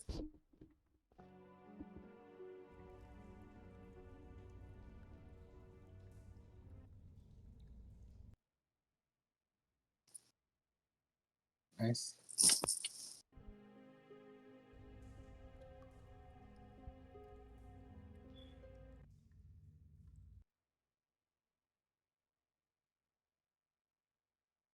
So the next 2 hit, he gets a +6. Nice. Or a plus 30%, depending on what the roll is.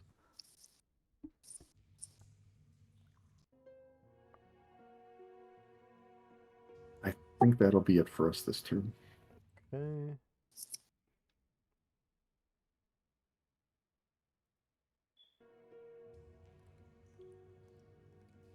And Chandrak. Chai will touch Tenzi and cast her last protection from lightning onto him.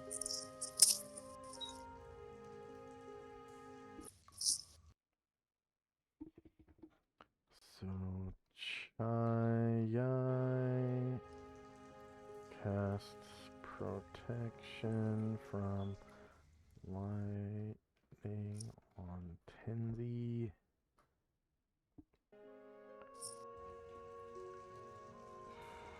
How many rounds does hers last? 120? That's right. Okay.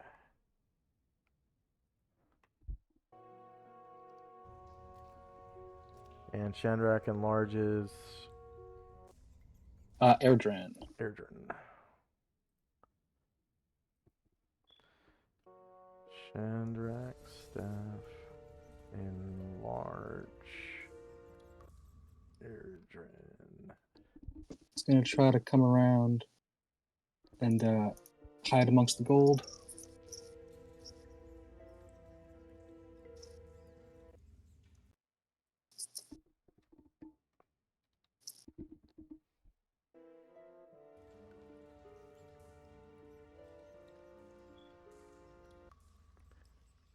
So checks. Thief skill, hide shadows. Alright. Anything else Right. for Chandrak? That'll be all for me. All right.